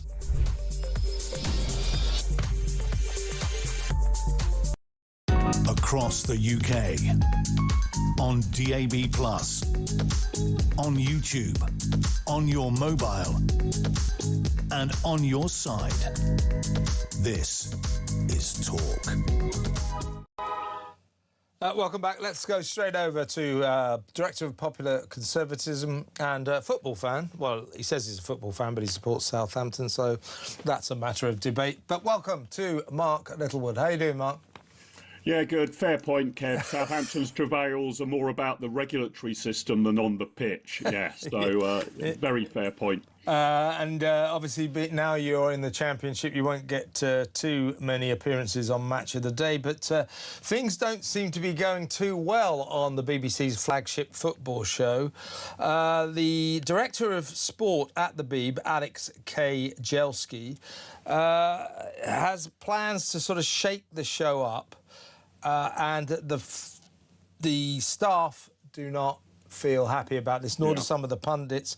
They believe he is in the process of turning Match of the Day into a second-class product. Apparently, Alan Shearer has asked for his number of appearances to be scaled back. He made 32 appearances last week, and Mika Richards is contractually obliged to appear in 8 episodes of Match of the Day and a handful of games on the FA Cup as well. But the staff apparently feel that its traditional charm is being chipped away by this new guy in charge of sport. Not well since Gary Lineker left in disgrace over that anti-Semitic tweet. Match of the Day's audience has gone down by from 770,000 to 688,000. So it's hemorrhaging viewers. Yeah, it is hemorrhaging viewers, and its decline, Kev, predates Gary Lineker, really. I was looking back at the viewing statistics from the 1970s. That's when every football fan in the land would tune into Match of the Day. It was the only way, if you hadn't been at the game, you could see the goals and the highlights. You could see the goals and the highlights from the other games. It was absolute manna from heaven, and the only way you could really watch football in the 70s and the 80s. The market has changed, and it looks like Match of the Day is going to die basically a long and slow death. And this young chap who's the Director of Sport at the BBC, it seems to be about clicks and clips now, really, that he's aiming for. You know, you go and click at something on the BBC Online stuff, all of the rest of it, he's bragging that if that's taken account of, then viewing numbers are up. But the BBC has no comparative advantage in providing that service. I wish they'd give Match of the Day a kind of quick and graceful death, but I think it's going to get a long, slow and agonising one. I saw on the London Underground, Kev, just the other day, Sky Sports advertising that this season they are showing a total of 1,500 matches of football, which by my rough calculation comes in at an average about 5 a day over the entire season, right across the leagues and including the Women's League as well. Really, can a show of about an hour or so late at night on BBC One, what service is it providing? It's increasingly a football show for people who are not that interested in football. Because if you are interested in football, you can get a lot of it in much greater depth and detail about your own club elsewhere, and I'm afraid the BBC just hasn't woken up to that. Yeah, and also, you know, this guy, Alex K. Jelski, is responsible for the demise of Football Focus, which has been axed, you know, and again, you know, the market's changed. And it may be that a preview football show had run its course, but a lot of football fans say, well, you know, you got a woman to present it, OK, that's fine, but Alex Scott, you know, she really wasn't very good, and everybody knew it. And you spent half of every Football Focus, you know, focusing on the women's team at Woking or something like that. You know, that's. I mean, all due respect to women's football, but people want to know about Man United and what's happening in Liverpool. They don't want to know this stuff. So I think wokery may have done for Football Focus. Let's move on. Another football story. This is extraordinary. Wolverhampton Wanderers, Wolves, their fans, along with Chelsea, actually, they use that, was it Harry J and the All-Stars, is it? The Liquidator song. Football favourite. The Wolves fans like to chant this, and before every game, and in their version, their lyrics include some very nasty words about their big rivals, WBA, West Bromwich Albion, West Brom. Well, the club, because of these nasty words, has banned the fans from singing this song. Well, Mark, I've got one message for the directors of Wolverhampton Wanderers. Good luck with that. Yeah, this is crazy stuff, Kev. We're sanitising the game. And if you read through the fine print, this is justified by Wolverhampton Wanderers because the change in the regulatory environment of football, after having made some consultations and discussions with the safety advisory group. I mean, God, they're chanting nasty words about West Brom. I mean, God preserve it. It's absolute mania. I mean, the Southampton fans sing a song very regularly to the tune of Que Sera Sera, which involves reference to shooting people from Portsmouth. Guess what, Kev? Guess what, Kev? We don't really mean it. We don't really mean it.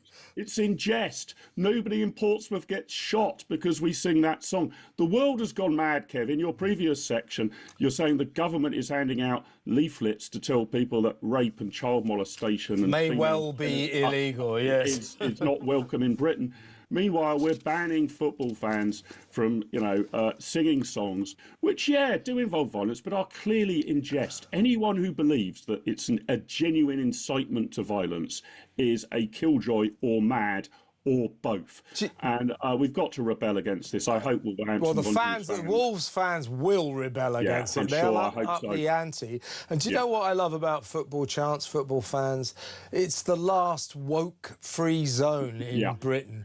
There's no wokery among football fans, and they sing some of those songs. Even I get a bit shocked by some of the lyrics. And while you're thinking that's a bit shocking, you find yourself bursting out into hysterical laughter because they're nasty, but they're damn funny. And the bosses of Wolves ordering the fans not to chant these nasty, hurty words about West Brom. They obviously know nothing about football or nothing about football fans. What this will do will mean the Wolves fans will up the ante. They will go ape about this now, won't they? Yeah, I think that's right, Kev. And look, it's important to say, again, I was looking back at Match of the Day, it's sort of viewing figures in the 70s and 80s when it was, compulsory viewing, really, for any football fan. But that was also an era where we did have really serious trouble in football. A lot of football hooliganism, a lot of violence, grim. Quite a lot of people would have considered, quite rightly, unsafe to go to a match, so you'd watch it on television. I wouldn't say that's been completely eradicated, but it's been largely eradicated, right? Vast swathes of really sick racism and hardcore violence have been removed from the game. That, in my view, is basically mission accomplished. The idea that we're now going to try and remove banter from the game, I'm afraid will mean that football will no longer be football. And although I enjoyed the World Cup a lot in the United States of America, I don't want football in Britain to become like an American sport that is so sanitised that it isn't earthy enough, it's not fun enough, there isn't the rivalry, sometimes vitriolic, but overwhelmingly peaceful. As you say, this is the last great cultural bastion in the United Kingdom that the wokerati haven't got their hands on, and I hope and pray to God that football fans of all stripes fight back solidly against this. It is nonsense. It simply takes the fun out of the game. It saves not a single life. It does not stop a single punch being thrown. We've basically sorted that through other means. So God preserve us from this mania. What he said. Well said, Mark. Great to have you on the show. Ben Habib next. Stay tuned.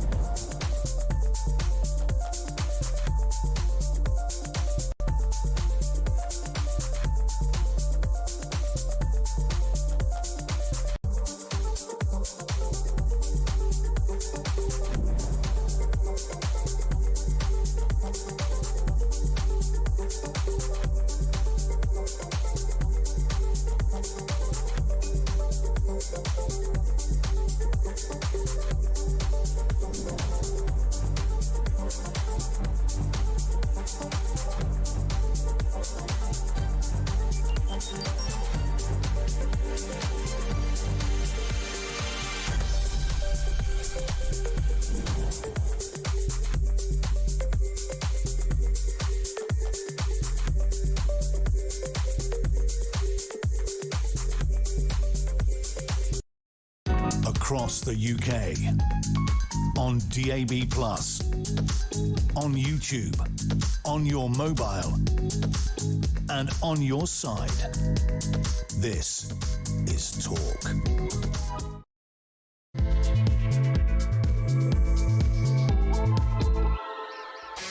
Welcome back. Alex Wilson from Reform UK, London Assembly member, will join us in about 20-25 minutes. We need to find out what's going on with Reform.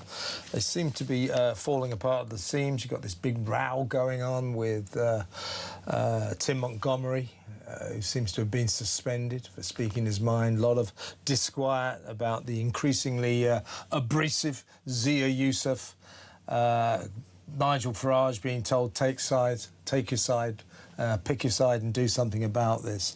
So we need to talk about Reform. I think all is not well on the good ship Reform. They've got their conference next week. Perhaps they can sort things out. Well, let's go over, though, now to my next guest, former Reform member, Ben Habib, chairman now of the Great British PAC. Hi, Ben. Hi, Kevin. Good to see you. Oh, hang on a second. You sound... Is that... Not working? Yeah, well, sorry, he sounded like a Dalek, didn't he? Well, I need to ask Ben about the Reform situation. So we're going to get him back right now. Yeah, there's a lot of infighting going on the good ship Reform UK. So we'll try and see what Ben thinks about that as well.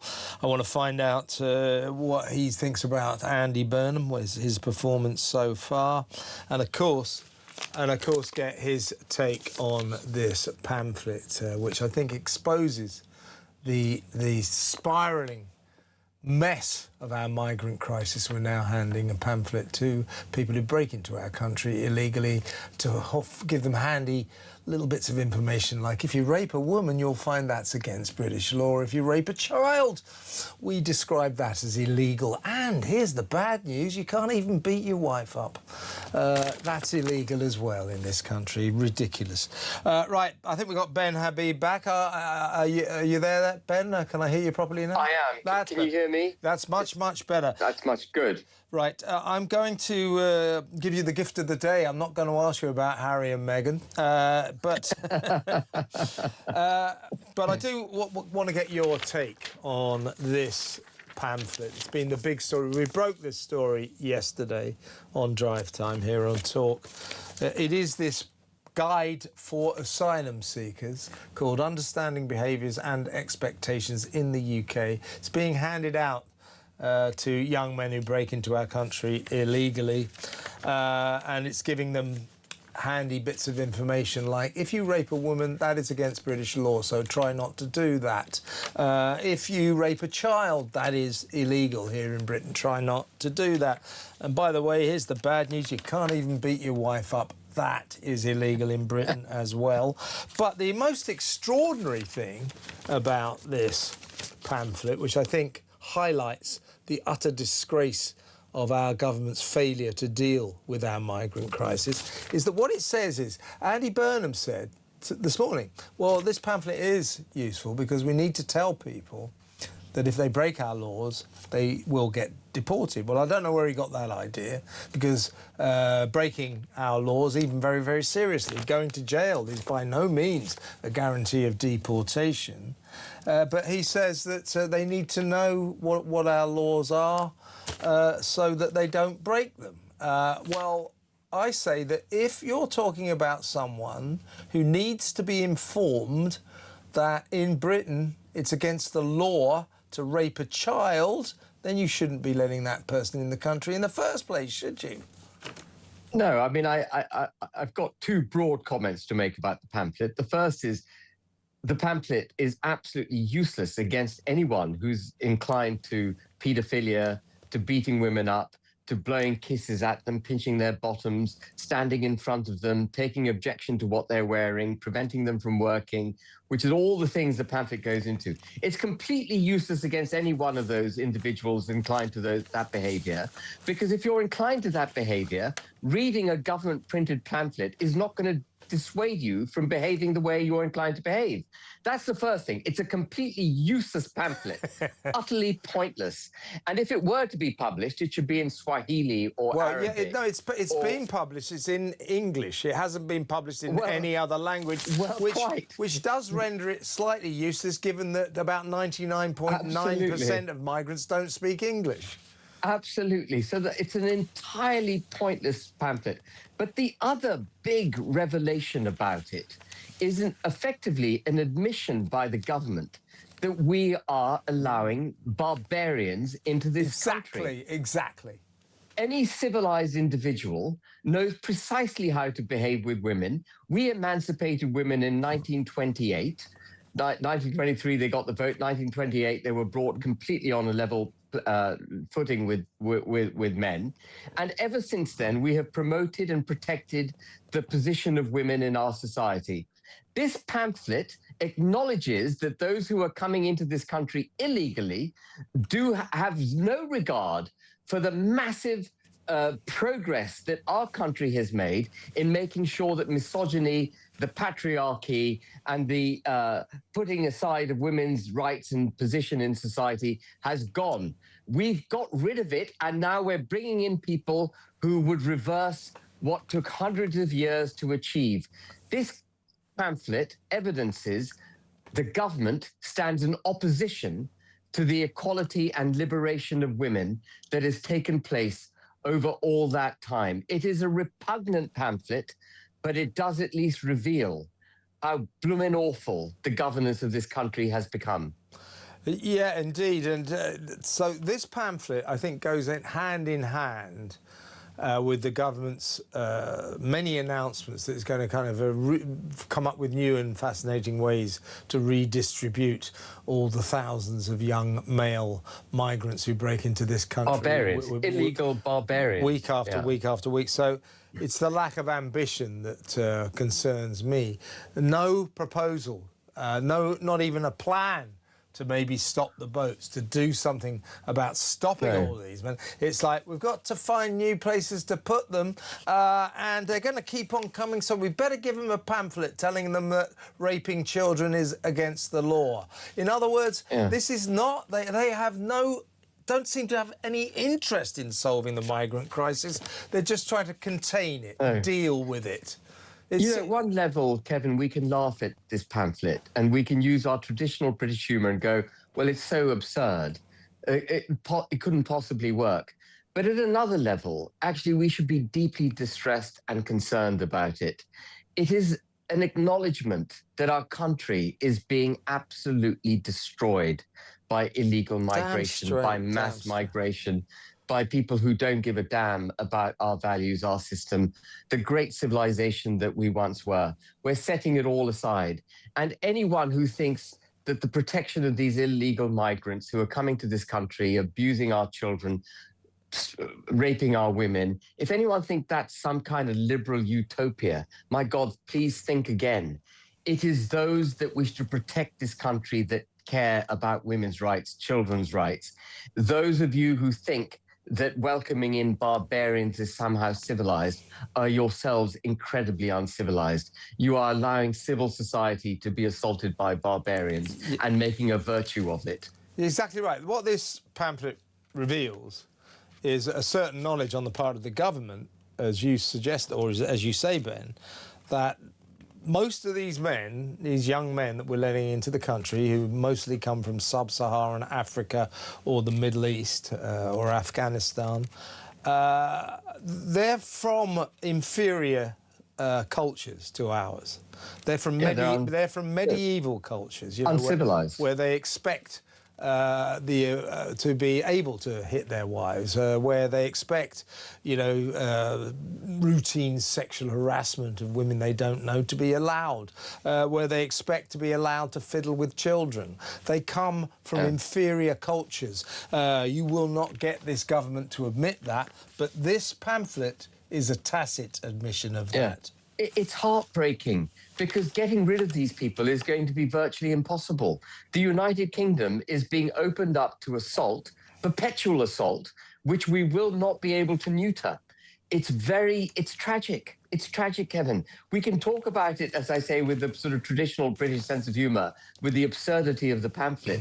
But actually, what's happening is deeply, deeply dangerous. Yeah, no, it really, really is. We've been covering a story about Bournemouth today. There's been another rape there.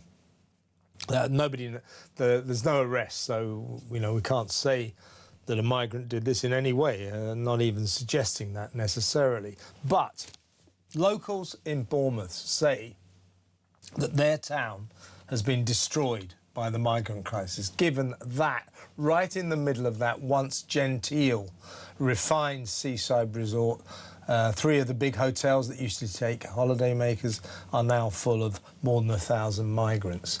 They say that their town has been irrevocably changed by this, and that locals are scared to go into Bournemouth town centre.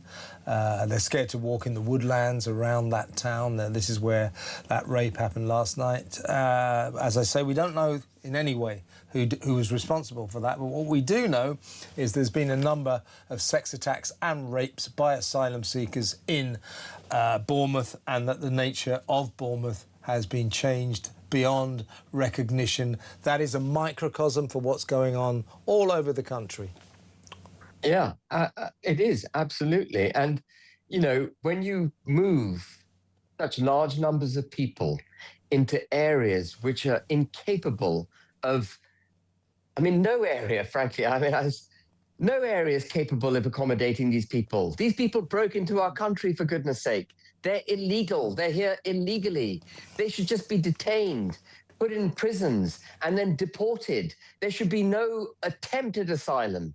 Asylum was something that we offered to politically targeted individuals in countries where they were standing up for our values. In the USSR, Russian dissidents who were standing up for Western values being targeted by the USSR, or Eastern Europe, where there were great minds and people bravely standing up against the authorities that were crushing them. And we say, we'll give you a home here because you are a good person and you're being targeted in your own country. Asylum has gone from that into anyone from the world who can make it onto our soil is welcome here. Even if you threaten us, even if you rape our women, if you attack our children, you are welcome. And we will set ourselves aside. We'll put you in a hotel. We'll feed you. We'll educate you. We'll give you these ridiculous pamphlets, but nothing of any consequence will happen to you. Come and break into the United Kingdom and you will be welcome. That is not asylum. That is setting aside of the United Kingdom. That is a fundamental failure to understand what civilization is, what Western civilization is, and why we should be protecting it. This is an absolute gross dereliction of duty by successive governments, including this one, in failing to understand what it needs to do to protect our wonderful, beautiful country that had become civilized over centuries, and we're setting it back centuries as a result of these policies. Yeah, well said, Ben. Here's what I think will backfire on the government. These socialists, these Soviet socialists who run our country or mismanage our country at the moment, are using migrants as weapons of the class war. They're saying, right, we're going to dump more and more migrants on middle-class communities. They've got to share their responsibility for this. Well, first of all, I don't think any communities have any responsibility to take illegal foreigners in. No. But what they're going to find is middle-class communities tend to be extremely good at organising themselves. For example, the village of Piddington in Oxfordshire, a guy called Tim McNally, formidable man. He is rallying all these villages, all these places around Britain that are being affected by these huge migrant camps. He's going to get one with 1,250 young male asylum seekers. A place called Linton on Ouse in North Yorkshire. They're going to get a camp of 1,500. It's going to be instantly the biggest camp in Britain. 1,500. These are villages. That's a village. Yeah, that's a village. But I'll tell you, they're also villages. By their very nature, tend to be inhabited by middle-class people. By disturbing the sleeping giant of the middle classes. I think the government are going to be taught a lesson. They're going to learn that these communities are going to give them hell. So I hope you're right. I think their socialist redistribution of asylum seekers may backfire seriously on this government. I hope you're right. The country has to wake up. Not just those of us who are proud of the United Kingdom, want borders, sovereignty and all the rest of it. That liberal, bleeding-hearted, lefty, complete sort of nonsensical idiots who seem to believe in things that go, you know, the supranational order, the borderless world that they want. They need to wake up. They need to wake up and realize the folly of their ways and the damage that they're doing to their own families, to their own daughters, their own children. They're the ones who need to wake up and stop voting Liberal Democrat and Labour and start voting for something that is actually going to deliver this country into safety. Yeah, actually, I should put that out as a question to the audience. So why did anyone ever vote Lib Dem? 03444991000. Or even a better question, why would anyone ever vote for Ed Davey? I mean, for God's sake. But we are being let down by our political class. You know, we know the truth about our cabinet. We know the truth about Andy Burnham. Why aren't they stopping the boats? Because they don't want to. They don't want to solve this migrant crisis. In their stupid, mixed-up minds, they believe they're giving refuge to poor people, women and children, fleeing war and torture. Rubbish. No, you're not. You're being conned by a bunch of blokes who come across in illegal boats. You're being conned, but they will not wake up to that. 100 years ago, our forefathers would have stopped these illegal crossings within 5 seconds flat. 5 seconds flat. Yeah, and no sign of our government doing it, no sign of our Prime Minister. He barely doesn't talk about it. In fact, he never talks at all unless he's in a bus garage. So maybe if we got him on the migrant crisis in Wolverhampton bus garage, we could maybe get some sense out of him. But unless he's talking about bus fares, he's not really comfortable, is he? Well, you know, when he was asked about illegal migrants the other day, he said, well, of course they're illegal. We need more safe routes. It's all about protecting. It's all about protecting the country. Yeah, I hate it when they say, we need more legal routes. No, I don't want any routes. I don't want any routes. Stop it. Well, one day, if we keep shouting, Ben, and I'm sure we will, maybe one day Burnham and his boys will sit up and listen, but don't bet the farm on it.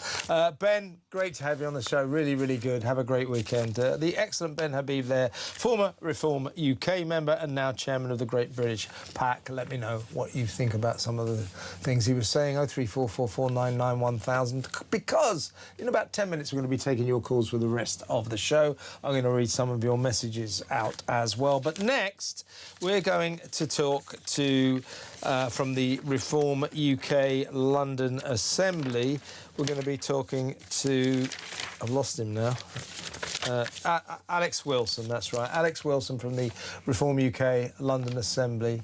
We'll ask him about what the hell is going on with his party. So that next, stay tuned.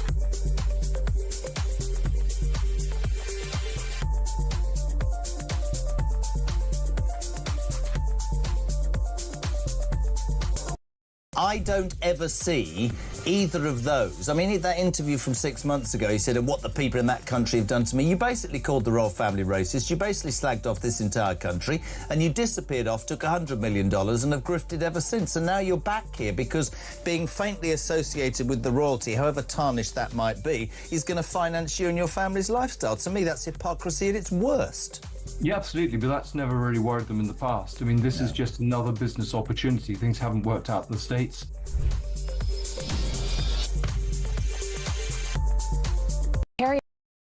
Across the UK, on DAB+, on YouTube, on your mobile, and on your side. This is Talk. Welcome back. Let's go over to the Reform UK London Assembly member, Alex Wilson. Welcome, Alex.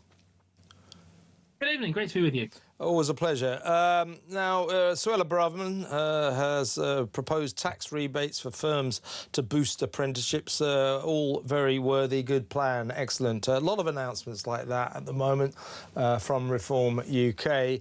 Trouble is, those announcements are not overshadowing the story that everyone's talking about, and that is that Reform UK appears to be falling apart at the seams, infighting, causing all sorts of problems. Tim Montgomery, redoubtable Reform UK member, suspended because he dared to suggest that maybe Zia Youssef was getting a bit mouthy. This is a bit of a mess. You've got the conference next week. Nigel Farage is now being told, pick a side. Tim Montgomery or Zia Youssef. Something needs to be done. You need to lance this boil. Alex, what do you think you should do? Well, you won't be surprised to hear I don't quite completely agree with your description of the situation there. That's exactly what our opponents, whether that be our political opponents in the Labour Party, the Tories, and do you think that's Tim Montgomery should Tim Montgomery have been suspended? Hold on, so let me just finish if I may. I'm not interested in what you said. Just tell me, should Tim Montgomery have been suspended? Let's just talk about what I want to talk about. Don't bore me with all that political claptrap. Should Tim Montgomery have been suspended, Alex? Well, it's not up to me. Look, Tim and Zia are both not very going to answer that question, then, are you? And different traditions and different approaches to how they engage in politics, and both of them have a huge amount to offer to what we do as a party. Zia, when he became chairman, he absolutely transformed the organisation, built up the grassroots, built up the branch network and so on with the team that he had around him, and that was a huge part in delivering the local election success we had both this year and last year. Was he right to call the former Defence Secretary Ben Wallace a moron and a traitor, given that Ben Wallace has fought for his country? Well, look, Nigel himself had said that Zia would be getting. So he was wrong. You think he was wrong? He was wrong to say that. Well, Zia didn't take the tweet. Zia didn't take the tweet down, though, did he? Look, but Zia was right to point out that Ben Wallace did oversee the importation of a huge number of absolutely right, absolutely right. But is it? I couldn't agree with you more. Couldn't agree with you more. But was he right to call him a moron and a traitor? That's the point. Those words weren't the wisest of words he could have used. But he's like that. He's very in your face. He's very bold, and that's exactly what you want in someone who's going to be, if we're fortunate enough to win the next election, be our Home Secretary, because you need someone tough and someone who's got balls and someone who's not going to suffer fools, and that is exactly what you get with Zia. He's very much what you see is what you get, and that's why we love him. Well, look, Reform UK, there's no doubt about it, I've got a fantastic message to sell this country. People are crying out for a party that will stop the boats, that will solve the migrant crisis. This government, under Keir Starmer and now Andy Burnham, has proved it has no intention, not interested in solving it, doesn't have any real feelings about it, has no resolve, has no will to solve this crisis. They're just finding new and interesting places to put asylum seekers, letting more and more of them in. So our government's not going to solve it. People don't trust the Tories to solve it because they gave us the migrant crisis over 14 years of hopeless mismanagement of this country. Reform UK have got the message that people want to hear, I think, and yet it's being overshadowed by all of this infighting. So next week at your conference, presumably the mission will be to get back to the message and to try to sort out this bad image. It looks like your party's unravelling at the moment, Alex. Yeah, look, all parties, especially as we're growing, you have growing pains and you have people with strong views and strong ways of expressing them. Conference is going to be fantastic. It's going to be our biggest ever event. I'm told that we're expecting up to 10,000 people there, all sorts of fringe events, the main stage, everything. I've just been looking at the agenda and trying to work out which things I want to go to, and there's just so much going on. It's going to be fantastic. But yeah, it's an opportunity for us to get together as a party and kind of show exactly what we're about and the message we want to get out there, and broaden the team that we want to build. So all of our shadow spokes will be speaking on the main stage. I've heard that there may be 1 or 2 extra appointments to that kind of front bench team. Oh, interesting. Which would be fantastic. Really? Oh, that's interesting. Yeah. And no more defectors from the Tories at all? Well, I don't know. That sounds interesting. We set a deadline. We set a deadline of 7th of May. I hope that's stuck to, because we've got to promote our own homegrown talent and bringing people from outside of politics all together as well. Because ultimately, what we need a balance of people with experience in government, but also what you really need is those with passion and energy and ideas from outside politics. People who've got proven track record of getting things done in the private sector, in the real world. And I know I've seen some of what's been going on with our parliamentary candidate application process, and the kind of people that are stepping forward through that. You're going to be very impressed when you see those approved and selected for seats and taking the team forward to the general election. Interesting, Alex. What do you think about this, right? Nigel Farage, congratulations, you won the Clacton by-election. Everybody knew he was going to, but I think he did better than people expected, increased his majority against 33 challengers. But it's pretty certain to me that the Parliamentary Standards Committee will find Nigel guilty of breaking the rules by accepting that £5 million bung from the crypto billionaire Christopher Harborne without declaring it. I mean, I think it's a bit of a stretch of a charge. I'm on Farage's side on this one, but you know what's going on here. The establishment are out to get him. They will find him guilty. They will, I guarantee you, suspend him for just long enough so it triggers a by-election. We'll have to go through that circus once again. This time, though, the main parties will have to stand because they pledged to do that. What do you think about this ongoing circus? Well, I think it'd be highly disappointing if they do pull that trigger again, because we've had the by-election. We had a fantastic result, lower turnout than the general election, as you normally do get in a not a bad by-election. turnout. 43%. Nigel's increased his, not just his vote share, which was obviously going to happen, but the actual raw number of votes. Over 1,000 more people voted for him in that by-election than did previously. I think that should send a really strong message to the other parties that actually, if you want to go ahead and trigger that, the committee doesn't automatically trigger a by-election. It triggers a recall petition process, and then they have to go and get the signatures. Don't waste your time doing that. That's what they're going to do, though, Alex. They're going to do it. They really shouldn't be wasting their time doing that and wasting the extra cost of having another by-election, because they know the result's going to be pretty similar. Nigel will get another thumping win, and especially if the opposition vote him is split 3 ways or 4 ways rather than just with our good old friend Mr. Binface. So no, we're ready for another by-election if it happens. Binface, he's an aristocrat. Of course. Well, he's supposedly he's a space alien, but perhaps he should be. No, he's not. He's a bien pensant BBC comedy writer, so he knows nothing about comedy. He is the establishment candidate, which is why all the left-wing broadcasters couldn't get enough of him. Yeah. I think he's a boring little man with a tin can on his head, but there you are. Well, listen, Alex, good to talk to you, and enjoy next week's conference. We'll get you back on and get your verdict. That is the excellent Alex Wilson doing a good job standing up for his party there. I mean, it is the big story that they are unravelling, that Tim Montgomery, stalwart of the party, former Tory, who defected from the Conservatives in a blaze of glory 2 years ago. He did the exclusive on my show here when I was doing the evening show, The Political Asylum. Well, he's been suspended for saying nasty things about Zia Yousaf. He says Zia Yousaf is out of control.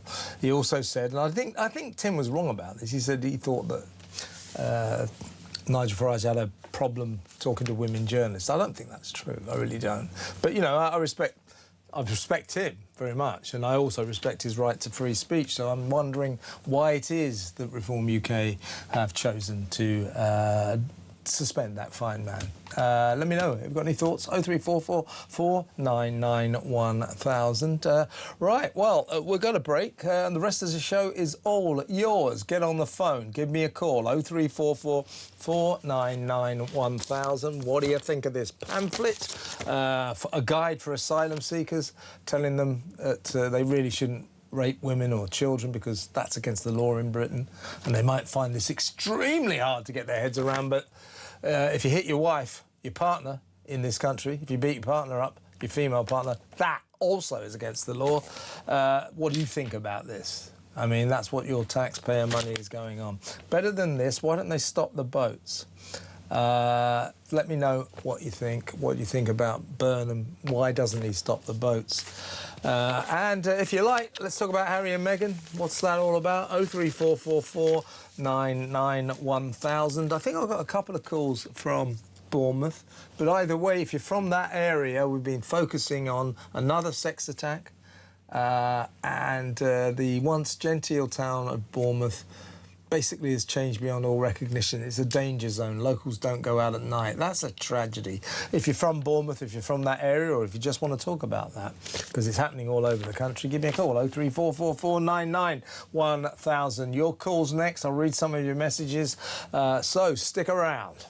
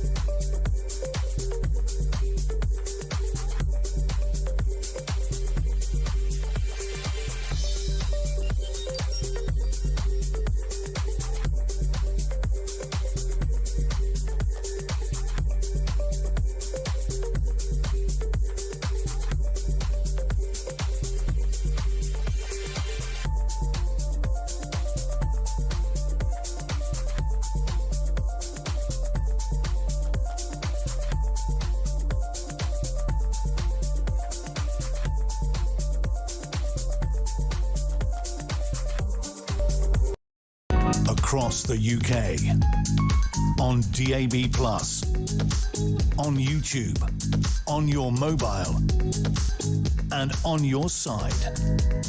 This is Talk. Welcome back. Let's read some messages. Lots of messages to read.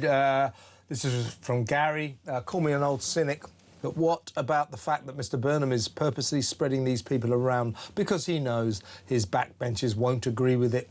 But when the lovies start having them in their own towns and villages, they'll start putting pressure on those MPs that disagree with the deportation of these immigrants. Well, it's quite interesting.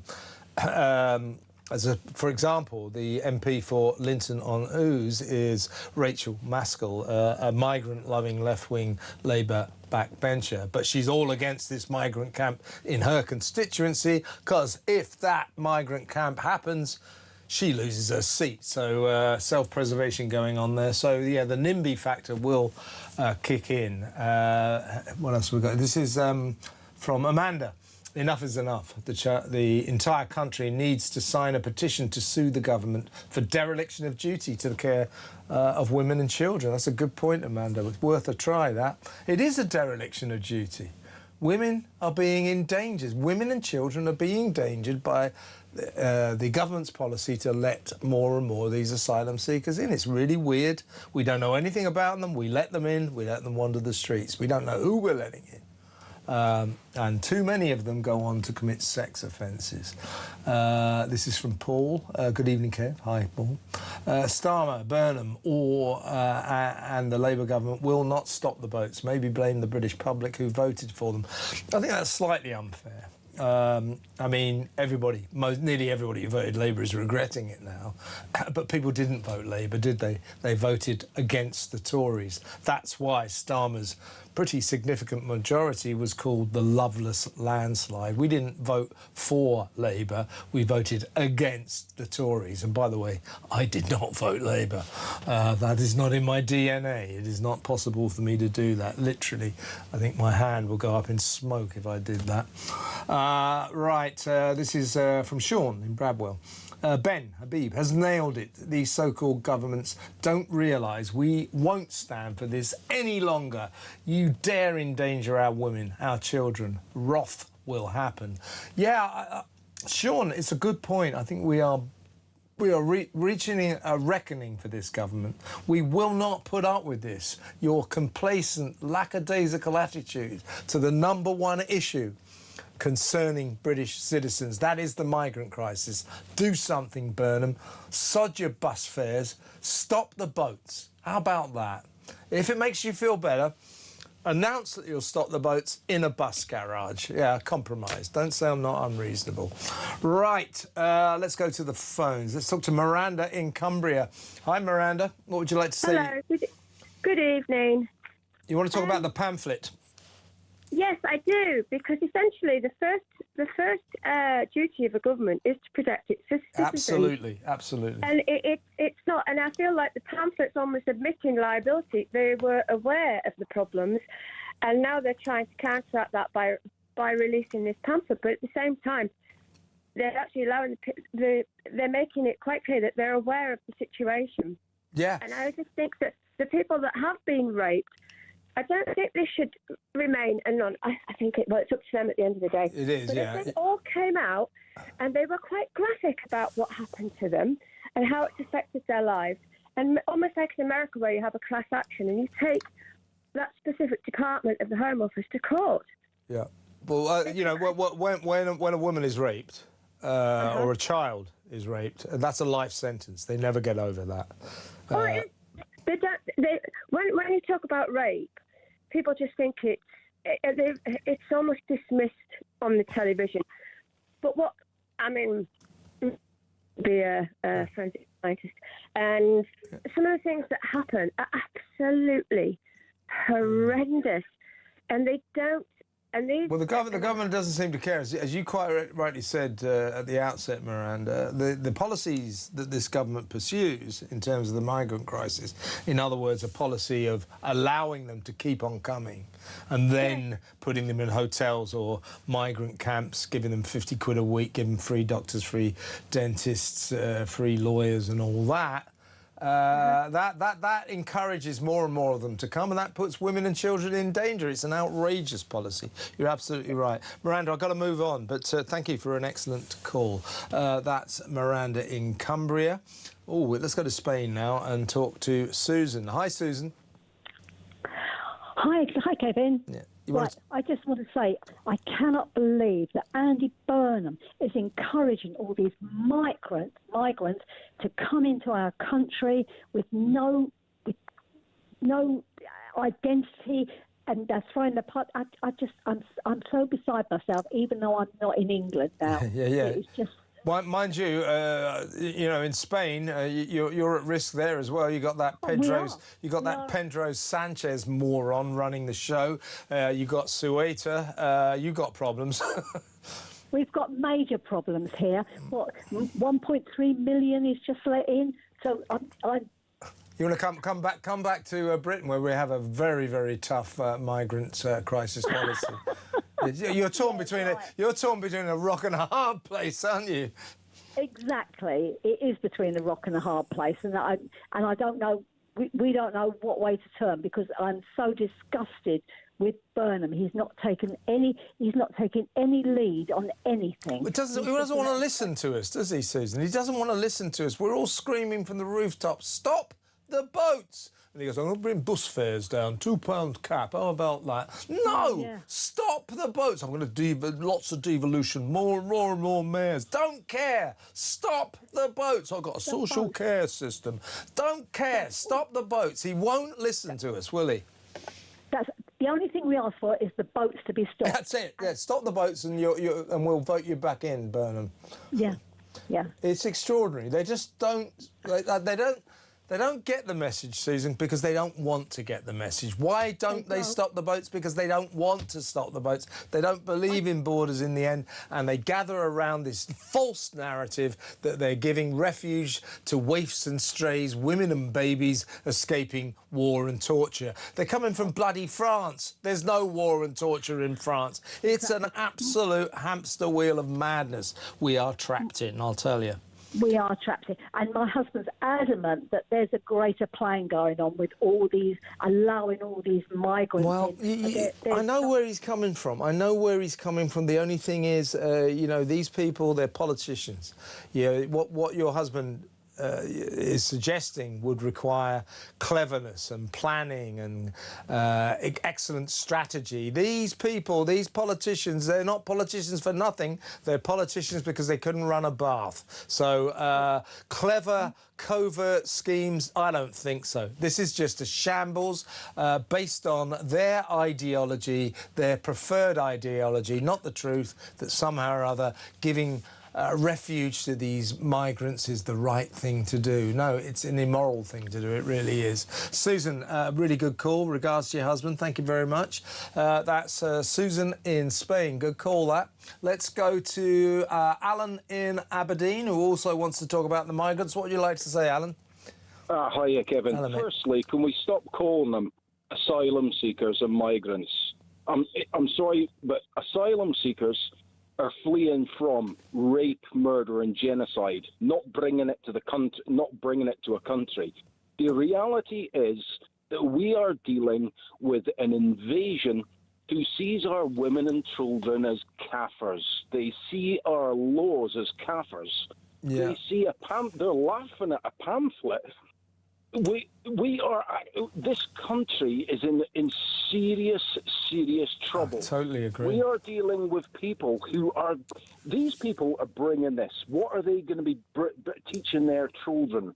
We are dealing with a long-term threat to Britain. It's a threat now, but can you imagine what they're going to be breeding and teaching, embedding in this country? Do you know what we've got to? What we have to stretch. You know, I think we should stop the boats. I think we should stop migrants coming in, stop asylum seekers being allowed in when they've broken our laws. That said, it's important to stress that, you know, not every single migrant is a rapist or a potential rapist or a paedophile. The trouble is a disproportionate number of sex offences are being committed by asylum seekers, and the only conclusion you can reach about that is they come from cultures where women's rights, children's rights, spouses' rights are not taken that seriously. So we now have to give them a pamphlet to let them know handily, that handy information, that if you rape a woman or a child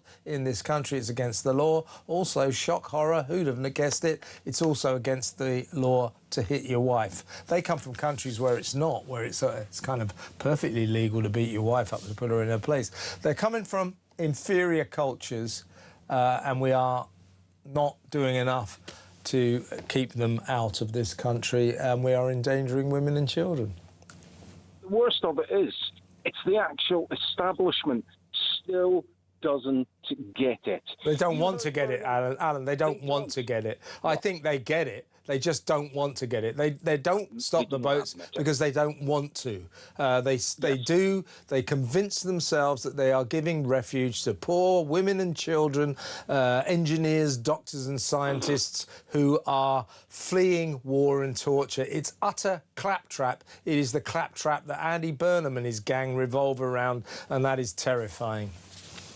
It is terrifying. It is terrifying that we've got an establishment that thinks so little of our own women and children. Yeah. that they cannot turn around and say, actually, we do have a major problem here. We need to start mass deportation. We need to start stop the boats. Just work out a way to stop the boats. Just stop them coming. You know, when I say, oh, we've got to have legal routes. No routes. No routes. This country is full.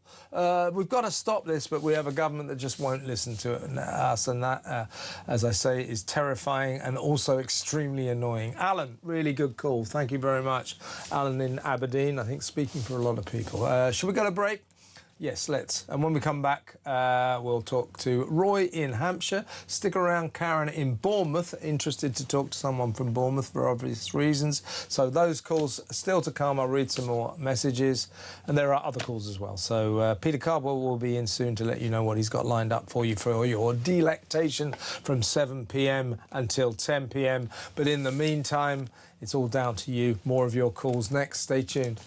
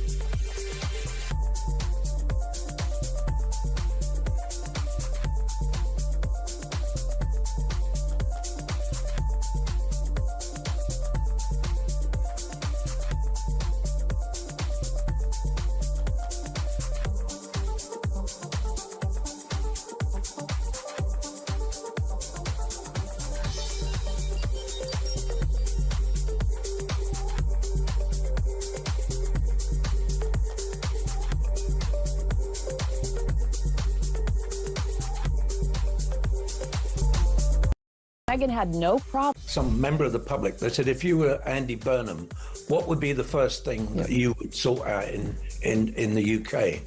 And I was thinking of what would be the popular consensus, not the political consensus, because I don't think the public are as concerned about rough sleeping as they are about potholes. Why doesn't he sort out the potholes and send a message to people, we're actually going to improve the quality of life in the United Kingdom?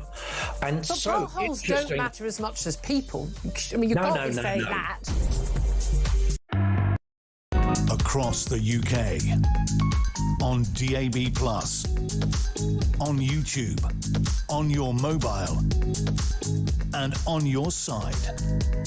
This is Talk.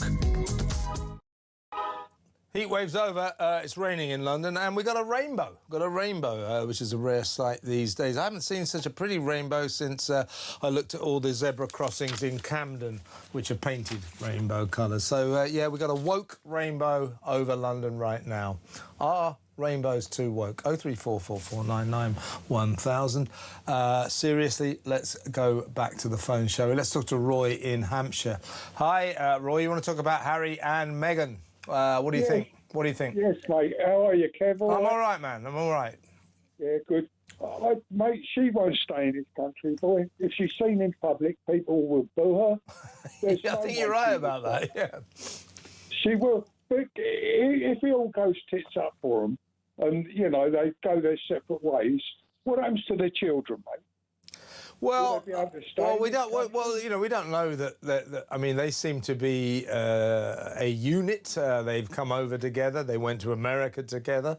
So there's no indication that their marriage might be in trouble. But I think you're exactly right, Roy. That I don't think she quite understands. When she turned round, her and that ginger nuts husband of hers, the Dim Duke, when they made that documentary series called Harry and Meghan, imaginatively, for Netflix, they accused of Britain of being a nation of slave drivers, a racist nation of slave drivers. So it's not just the royal family that Meghan called racist. She called all of us racist. People are aware of that. We don't want these two here. America couldn't wait to get rid of them. We're lumbered with them. But you're right, Roy. When she appears in public, she might not like the reaction. But according to the paper that I've just read, mate, apparently he might be kicked out of America. Maybe that's why he's coming over here. Well, we're going to be looking into that tomorrow. There may have been visa problems. I'll be very surprised if that is the case. But there has been this long-running challenge to his legal ability to live in America because the visa application he filled in, the big question is, did he admit to taking drugs, or did he on that form say he's never taken drugs? I mean, a lot of people fill that visa application form in and they all say, no, I've never taken a drug. It's always a lie. But in Harry's case, the lie is provable because in his book Spare, he talked about his copious drug use. Of illegal drugs. So he's on record as saying, I take illegal drugs. I have taken illegal drugs, particularly cannabis, mushrooms, I think he was very keen on. So he's admitted to taking illegal drugs. If on his visa he said, I've never taken them, then he lied on a visa form, that's extremely serious, and that may be an issue. We will talk about that tomorrow. Yeah, it's I'll tell you what, though, Roy, it's going to be interesting times ahead on Planet Royal, 100%. Good call, mate. Have a good weekend, Roy, in Hampshire there. Here is Chris has sent me a message. One lie that Meghan made was getting married the day or days before the wedding. Yeah, she said that the Archbishop of Canterbury, Justin Welby, the then Archbishop, married them secretly 3 days before the wedding. Absolute rubbish, absolute rubbish. The woman thinks she is in a film set. She is a joke. Feel sorry for Harry. He is in too deep now. So sad. As far as illegal American immigrants go, stop sodding around and deport them. Keep up the good work. Thanks, Chris. I don't feel sorry for Harry. He's the architect of his own predicament. He really is. He's not a bright guy and he's made a real mess of his American dream. Shouldn't have run away in the first place. Now he's come snivelling back because he needs the money.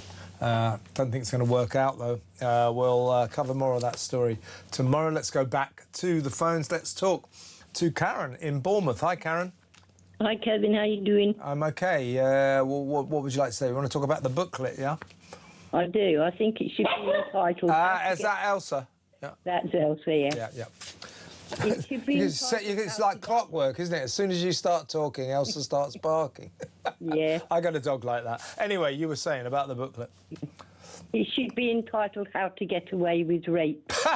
Yeah, I mean, we're laughing about it. It's a very serious subject, but there is something laughable about this pamphlet. You know, nobody should need to be told that raping women and children is illegal.